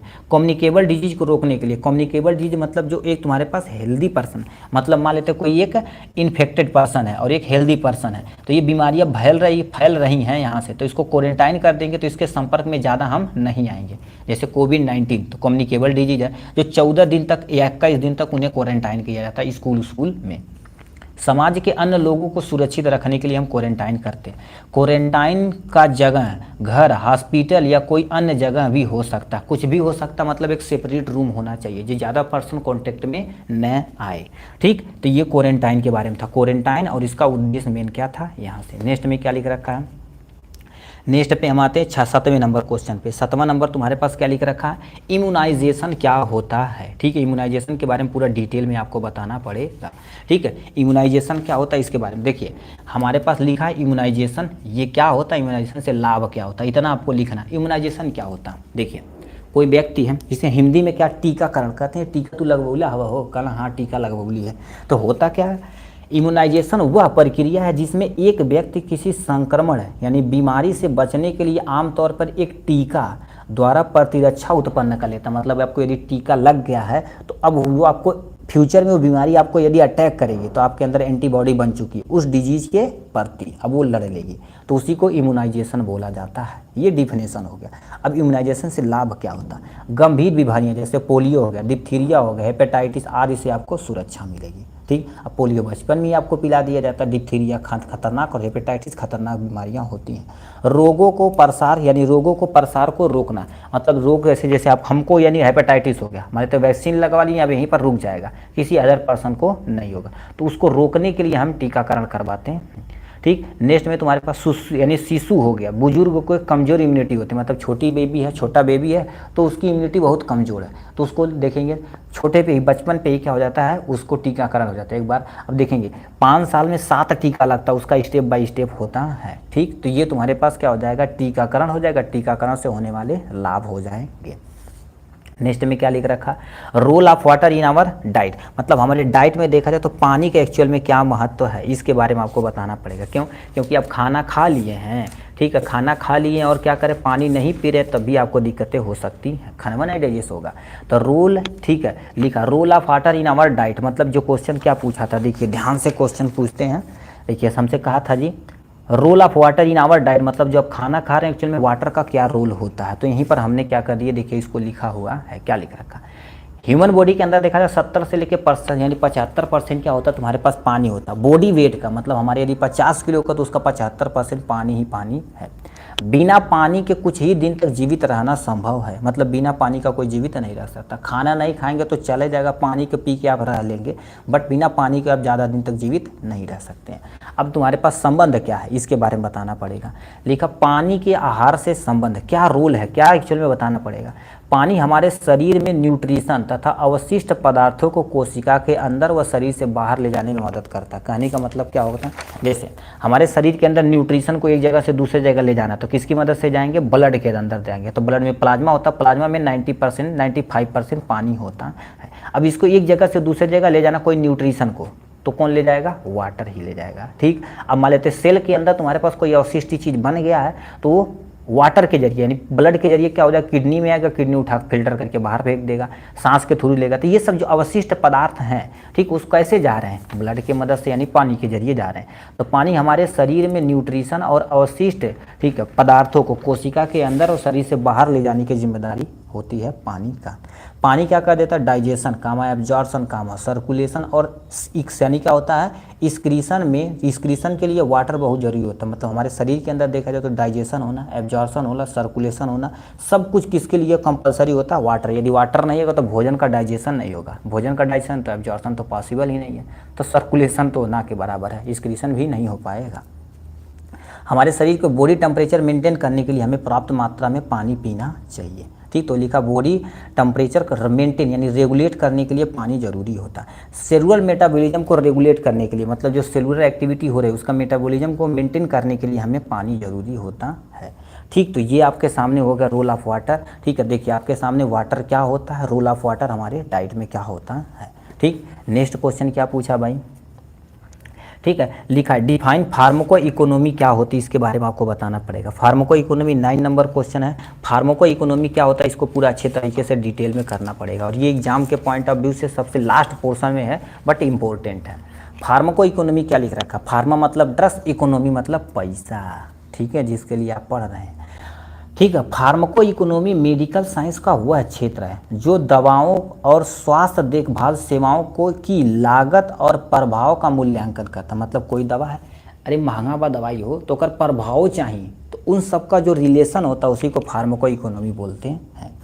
फार्माको इकोनॉमी का मेन उद्देश्य स्वास्थ्य, ताकि पेशेंट की अधिकतम लाभ मिल सके, यानी पैसा तो लगेगा बट लाभ भी मिलेगा, तो उसको क्या बोला जाता है, फार्माको इकोनॉमी।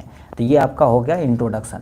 फार्माको इकोनॉमी 2 तरह की होती है। पहला इकोनॉमिक, इसमें केवल पैसे से रिलेटेड बात की जाएगी। ह्यूमैनिटीज मतलब मानवता के बारे में बात की जाएगी।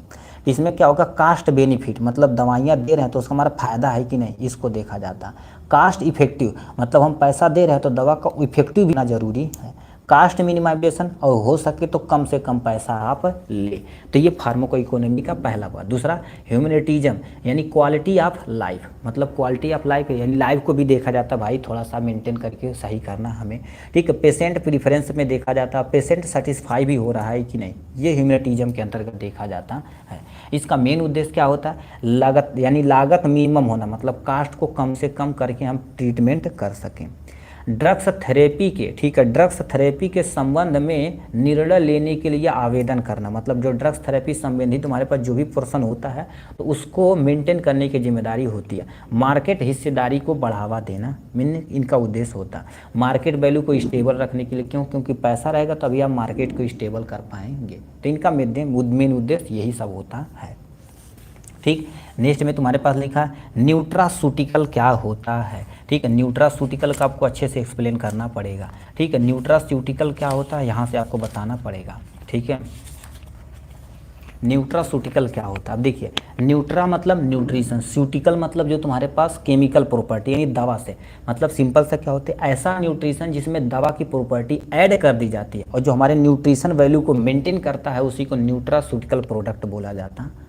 तो क्या लिखा, किसी न्यूट्रिशन में उपस्थित फार्मास्यूटिकल प्रोडक्ट जो भोजन की न्यूट्रिशन वैल्यू बढ़ा देता है, मतलब आप भोजन ले लें बट उसमें थोड़ा सा दवा की प्रॉपर्टी है जिससे आपका स्वास्थ्य मेंटेन रहे, ठीक है। देखिए न्यूट्रिशनल वैल्यू को बढ़ा देता है, न्यूट्रासूटिकल प्रोडक्ट कहते हैं। क्या बोलते हैं, न्यूट्रासूटिकल प्रोडक्ट कहते हैं।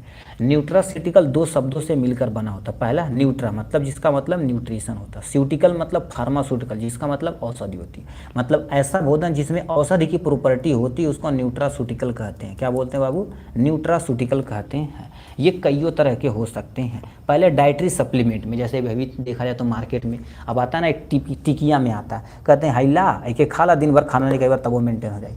तो ये मल्टीविटामिन यानी डाइटरी सप्लीमेंट, मल्टीविटामिन आता है, मिनरल आता है, सबका टैबलेट आता है। यदि विटामिन नहीं खा रहे हैं तो ये एक टैबलेट खा लीजिए, अपने आप मेंटेन हो जाएगा। फंक्शनल फूड में जैसे तुम्हारे पास ओट होता है, ठीक, जो कोलेस्ट्रॉल लेवल को मेंटेन करता है, ये काम आता है। मेडिकल फूड यही काम आता है। हर्बल प्रोडक्ट ये सब काम आता है, ठीक। तो हर्बल प्रोडक्ट में ये सब सारे चीज़ काम आते हैं, ठीक। ये हो जाएगा इनके बारे में, ठीक है। तो ये हो जाएगा इनके बारे में। अब क्या लिख रखा है, डिजीज। अब इसका लाभ क्या होता है, डिजीज से लड़ने में हमें क्या होती है, क्षमता मिलती। क्यों, क्योंकि ऐसा भोजन खा रहे हैं जिसमें केमिकल प्रॉपर्टी मतलब दवा की प्रॉपर्टी है। हार्ट डिजीज हो गया, डायबिटीज हो गया, यानी ओबेसिटी यानी तुम्हारे पास मोटापा हो गया, ये सब से हम बच सकते हैं आराम से, इसलिए न्यूट्रास्यूटिकल का प्रयोग किया जाता है। नेक्स्ट में हमारे क्वेश्चन दिया है फैमिली प्लानिंग, ठीक है। केवल आप 5 मिनट और दे दीजिए, सब खत्म हो जाएगा। Define 60 note on family planning. Family planning पे आपको 60 नोट लिखना। अब फैमिली प्लानिंग क्या होता है, फॉर एग्जाम्पल जैसे आपकी शादी हो गई, ठीक, आपकी औरत आगे, तुरंत बच्चा नहीं पैदा करना, ठीक, उसमें एक प्लानिंग करना कि हम सब लोग इतना रुपया कमा लेंगे कि हमारे पास प्रॉपर एक घर अच्छा सा होना चाहिए, एक प्रॉपर बिजनेस होना चाहिए या नौकरी या कुछ भी प्लानिंग होना चाहिए, और जो बेबी पैदा करेंगे प्रॉपर उसे एजुकेशन देंगे, स्वास्थ्य संबंधी कुछ भी सब भी प्रॉब्लम है सब झेल लेंगे। तो इसके अनुसार आपको क्या करना, बच्चा पैदा करना है। उसके बाद एक बच्चा पैदा हो गया, फिर कितने अंतराल के बाद एक बच्चा पैदा करना कि मम्मी भी स्वस्थ रहे और घर वाले भी, बेबी अगला बेबी भी स्वस्थ रहे। इनके बीच में जो अंतराल होता है उसकी जो प्लानिंग होती है उसी को फैमिली प्लानिंग बोलते हैं। आप कुछ समझे कि नहीं फैमिली प्लानिंग क्या होता है? नहीं वो वाला नहीं सिस्टम की, मतलब एक बच्चा पैदा फिर 1 साल में फिर दूसरा तीसरा लाइन लगा दे, मतलब ऐसा नहीं होना चाहिए, ठीक है। तो क्या लिखा, नंबर ऑफ बेबी, जन्म में अंतराल, समय, फाइनेंशियल के अनुसार फैमिली को नियंत्रित करना, मतलब प्लानिंग करना ही क्या कहलाता है, फैमिली प्लानिंग करता है। उसमें क्या होना चाहिए, समय का अंतराल होना भी चाहिए। नंबर ऑफ बेबी मतलब बच्चे का भी होना चाहिए कि नहीं आज बच्चा पैदा कर दिए फिर मान लीजिए 6 महीने बाद फिर लोड कर दिए, फिर कर दिए, तो ऐसा नहीं होना चाहिए। जन्म में अंतराल होना चाहिए। जन्म अंतराल मतलब एक बेबी पैदा कर दिए, कुछ समय के बाद आप क्या करिए, ठीक है, यहाँ से करिए, ठीक है, करा दो। अब सेकेंड ईयर का क्लास ही चलाने जा रहे हैं भाई, ठीक है, थोड़ा सा 10 मिनट और वेट कर लीजिए, सेकेंड ईयर का क्लासेस चल रहे हैं भाई, फार्माकोलॉजी। एक्चुअल में देखा जाए तो ऑलरेडी लेट हो गया है, ठीक है, कितना भाई 10 मिनट लेट हो गया जी, कोई टेंशन नहीं, बट कराया जाएगा। ऑब्जेक्टिव क्या होता है, जो अब इसका उद्देश्य क्या होता है, फैमिली का मदर और बेबी दोनों स्वस्थ रहेंगे, कोई टेंशन नहीं। पॉपुलेशन भी कंट्रोल रहेगा मस्त तरीके से। अनवांटेड बर्थ कंट्रोल कर सकते हैं, मतलब जो अनचाहा बेबी पैदा कर सकते हैं उसको कंट्रोल किया जा सकता है with the help of family planning. Women को शिक्षा तथा रोजगार का अवसर मिलेगा। जो औरतें रहेंगी, ठीक है, उनको शिक्षा मिलेगी, वो चाहे जहाँ फ्री ऑफ कोर्स काम कर सकती हैं, एजुकेट हो सकती हैं, ये होना चाहिए। मेथड क्या होगा, फैमिली प्लानिंग कैसे तुम रोक सकते हो, कैसे कंट्रोल कर सकते हो। इसमें टेम्परेरी तथा परमानेंट मेथड आता है। टेम्परेरी में आप कंडोम का प्रयोग करेंगे, जैसे मान लेते आप सेक्स करने जा रहे हैं तो कंडोम आप लगा लीजिए, मेल और फीमेल तो दोनों उपलब्ध होता है इस टाइम, तो उससे हम कंट्रोल कर सकते हैं। यानी क्या लिख रखा है, इंट्रा यूटेराइनल डिवाइस का प्रयोग करेंगे। ओरल कंट्रासेप्टिव पिल्स वगैरह लेंगे, इससे हम टेम्परेरी कर सकते हैं। उसके बाद तुम्हारे पास लिख रखा है, हमारे पास है, ठीक है, ये परमानेंट। अब एक बार ये करवा ली है तो दोबारा आप नहीं करवा पाएंगे, बेबी नहीं ग्रोथ कर पाएंगे। इसमें वसक्टॉमी होती है, जिसे नसबंदी बोलते हैं, ठीक है, नसबंदी और नलबंदी होती है, ठीक है। तो आप क्या वसक्टॉमी करा देंगे। वसक्टॉमी क्या होती है, जो आपकी वास डिफरेंस होती है, जो क्या करती है, तो वास डिफरेंस क्या होती है, जो हमारे पास शुक्राणु लेकर आती है बाहर, उसको कट करके टाइट कर देते हैं। ट्यूबरोक्टॉमी जो फैलोपियन ट्यूब होता है उसको काट करके बाइंड कर दिया जाता है। तो ये दो मेथड से हम कर सकते हैं, ठीक है। तो ये हो जाएगा इनके बारे में। नेक्स्ट और फाइनल पे यहाँ पर देखा जाए तो आपके सामने यहाँ दिया गया है। अब क्वेश्चन की तरफ रुक करते भाई, अब हम इस पे जो भी आपको दिया जाएगा, ठीक है, अब आपको जो भी आता है आप यहाँ से कमेंट बॉक्स में लिखिएगा। अब यहाँ पर हम ज़्यादा कराएंगे नहीं, सब कुछ आपको लिख के ही दिखाना पड़ेगा। यदि आप थ्योरी सही से समझे होंगे तब आप कर पाएंगे। बहुत सारे लोगों का कहना कि सर 1000 MCQ करा दिए, नहीं, अभी जो आप पीछे थ्योरी पढ़े हैं मोस्ट ऑफ द क्वेश्चन यहाँ पर आपका मैच कर जाएगा यदि कॉन्सनट्रेट होकर देखे होंगे तो। Which are the following example of junk food, इसमें बताइए जंक फूड का एग्जाम्पल क्या है। फ्रूट जंक फूड नहीं है, एग जंक फूड नहीं है, ठीक है, और उसके बाद पॉपकॉर्न जंक फूड नहीं है। जो आप पिज़्ज़ा खा रहे हैं वो एक्चुअल में जंक फूड है, तो pizza is the correct option हो जाएगा। Deficiency of iron causes with the following disease, यानी आयरन की कमी से हमारे शरीर के अंदर एनीमिया रोग होता है। तो क्या लिख रखा है, एनीमिया दिया, तो एनीमिया दे रखा है, स्कर्वी दे रखा, ग्वाइट और night blind. Scurvy vitamin C की कमी से होता है, ग्वाइट और आयोडीन की कमी से होता है, नाइट ब्लाइंडेड विटामिन ए की कमी से होती है। तो एनीमिया आयरन की कमी से होती है, तो anaemia is the correct option हो जाएगा। नेक्स्ट में क्या दे रखा है, हाँ भाई ऐसे थोड़ा सा रिस्पॉन्स करिए राज भाई, करेक्ट ऑप्शन है। अब चलिए तीसरा नंबर आप भन से लिख के दिखाइए, ठीक है। विच, अब देखिए ऐसे आप पार्टिसिपेट होइए कि एक्चुअल में सर हम हैं, ठीक है।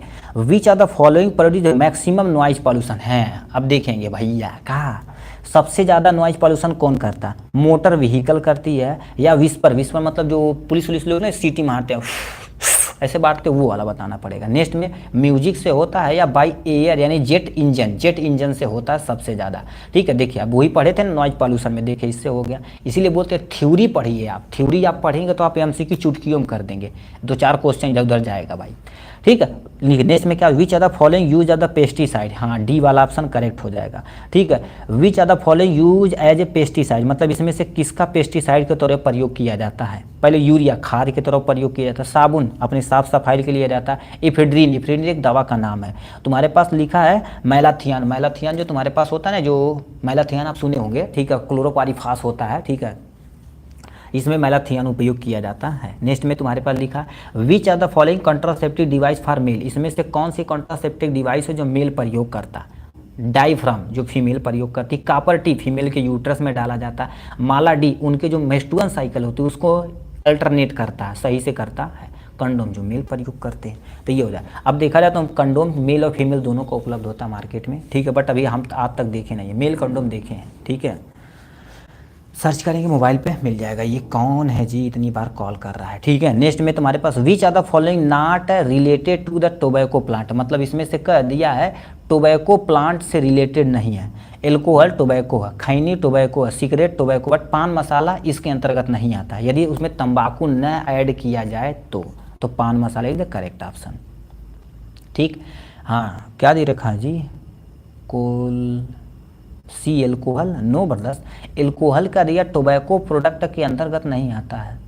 हाँ ब्रदर रुकना वेट मिनट भाई, कह दिया not related to tobacco plant, tobacco plant यानी टोबैको प्रोडक्ट के अंतर्गत नहीं था। पान मसाला तो तंबाकू होता भाई, ये तो गलत हो गया भाई, ठीक है। इसको ठीक है, ये पान मसाला रॉन्ग हो जाएगा। सिगरेट तुम्हारे पास देख रहे हो टोबैको होता है, खैनी भी टोबैको होता है, एल्कोहल इधर करेक्ट ऑप्शन मानना, ठीक है, एल्कोहल मानना। और अभी इसको हम पिनअप कर देंगे आंसर जो एग्जैक्ट है, ठीक है। इसको हम AI से पूछ लेंगे, अपने आप बता देगा।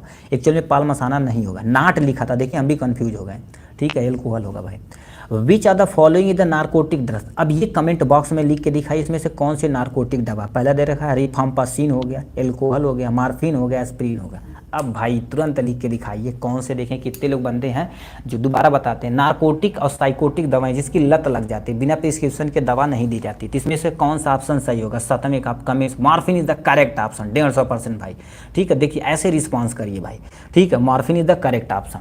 ठीक, नेक्स्ट में क्या लिख रखा फिर करिए, देखिए question, which one of the following the water burn disease, मतलब इसमें से वाटर बर्न मतलब बीमारी किससे हो रही है बाबू? पानी से होने वाली बीमारियां।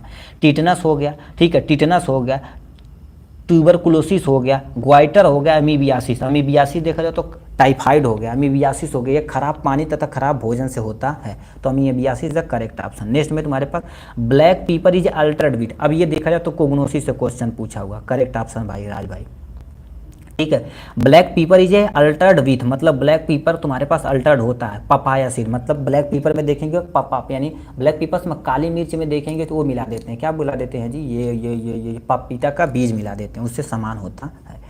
आई, ठीक है, लिखा फुल नेम आप IUD, IUD का फुल नेम लिखना, इंट्रा यूटरनाइज कॉन्ट्रासेप्टिव डिवाइस होती है। ठीक, ये हो जाएगा, इंट्रा यूटरनाइज डिवाइस होती है, कॉन्ट्रासेप्टिक नहीं लिखोगे तब भी कोई टेंशन है। फुल नेम आप एड्स, एड्स का फुल नेम देखिए कितने लोग ऐसे हैं जो लिख के तुरंत दिखाते हैं। ठीक, तुरंत लिखिए भाई, एड्स का फुल नेम लिखिए। नेक्स्ट में क्या लिखा, most common use chemical artificial ripening, मतलब सबसे ज़्यादा फल पकाने में सब किसका उपयोग करते हैं? इथाइलिन का प्रयोग करते हैं। इस समय आम का सीजन है, मार्केट में जाएंगे कहेंगे इथाइलिन चाहिए, किसी भी बीज भंडार पे फल पकाने वाला तुरंत वो दे देगा, इथाइलिन का प्रयोग करते हैं। Loudness of the noise measure by the, मतलब जो तुम्हारे पास लाउडनेस होती है किससे मेजर की जाती है? किसमें? डेसिबल या डीबी से प्रयोग की जाती है, डेसिबल से, डेसिमल नहीं डेसिबल से। लिखा है मॉन्ट्रैक्ट टेक्स is done for the TB, TB को सही करना है। ठीक है, टीबी को टेस्ट के लिए तुम्हारे पास टेस्ट होता है जिसे हम क्या बोलते हैं? मॉन्ट्रैक्ट टेस्ट बोलते हैं। नेक्स्ट में लिखा permanent method to sterilization in female, अभी बोले हैं 2 बोले हैं, कौन? अब कमेंट बॉक्स में लिखा है, जब फैमिली प्लानिंग बनाए तो 2 बोले हैं। ठीक, तो 2 बोले हैं तो इसमें से आप कमेंट बॉक्स में लिखा है acquired immuno deficiency virus is the correct option भाई। ठीक, अब यहाँ से 15 नंबर क्वेश्चन क्या पूछा है? Permanent method of female, female में जो परमानेंट मेथड होता है जिसमें फैलोपियन ट्यूब होती है उसे कट करके बाइंड कर दिया जाता है, उसको क्या बोलते हैं? कमेंट बॉक्स में अभी लिखें। अभी हम बोले फैमिली प्लानिंग जब पढ़ा रहे थे तो आप तुरंत बोले हैं, इसलिए बोलते भैया ध्यान से सुना। Deficiency which of the vitamin का, यानी विटामिन कॉजेज स्कर्वी, स्कर्वी किसकी किसकी कमी से होता है? विटामिन सी की कमी से होता है। डिफाइन हेल्थ, हेल्थ किसे कहते हैं? कोई बंदा मेंटली फिजिकली तथा सोशली वेल होता है तो उसको हम हेल्थ बोलते हैं। नेक्स्ट में लिखा है static study of human product, human population is known as, उसको क्या बोलते हैं? एक्चुअल में हमारे पास डेमोग्राफी बोलते हैं। क्या बोलते हैं? डेमोग्राफी। कहीं देखिए पेन दिए बने किया, आपको यहाँ पर क्या लिखना पड़ेगा? डेमोग्राफी आप लिख दीजिएगा। ठीक है, यहाँ पर डेमोग्राफी लिख दीजिए, मतलब जो ग्राफिक रिप्रेजेंट किया जाता है ह्यूमन पॉपुलेशन का उसको डेमोग्राफी बोलते हैं, इसी से लिख देते हैं डेमोग्राफी बोला जाता है। ठीक है, यहाँ पर डेमोग्राफी हो जाएगा। Influenza is commonly known as flu, मतलब इन्फ्लुएंजा कॉमनली क्या करते हैं? कॉजेज करते हैं। BCG का टीका किसके लिए उपयोग किया जाता है? TB यानी ट्यूबरकुलोसिस को ट्रीटमेंट करने के लिए। अब BCG का देखें कितने लोग ऐसे BCG का फुल नेम लिख के दिखाते हैं। और इस तरह से देखा जाए तो हमने पूरी तरह से क्या कर दिया? सोशल फार्मेसी की धज्जियाँ उड़ा दी है। ठीक है, यदि वीडियो पसंद आया हो तो कमेंट बॉक्स में अपनी राय जरूर बताइएगा। ठीक है, चलिए आज के लिए बस इतना ही, फिर मिलेंगे नेक्स्ट वीडियो में नेक्स्ट टॉपिक के साथ। तब तक के लिए bye bye and take care.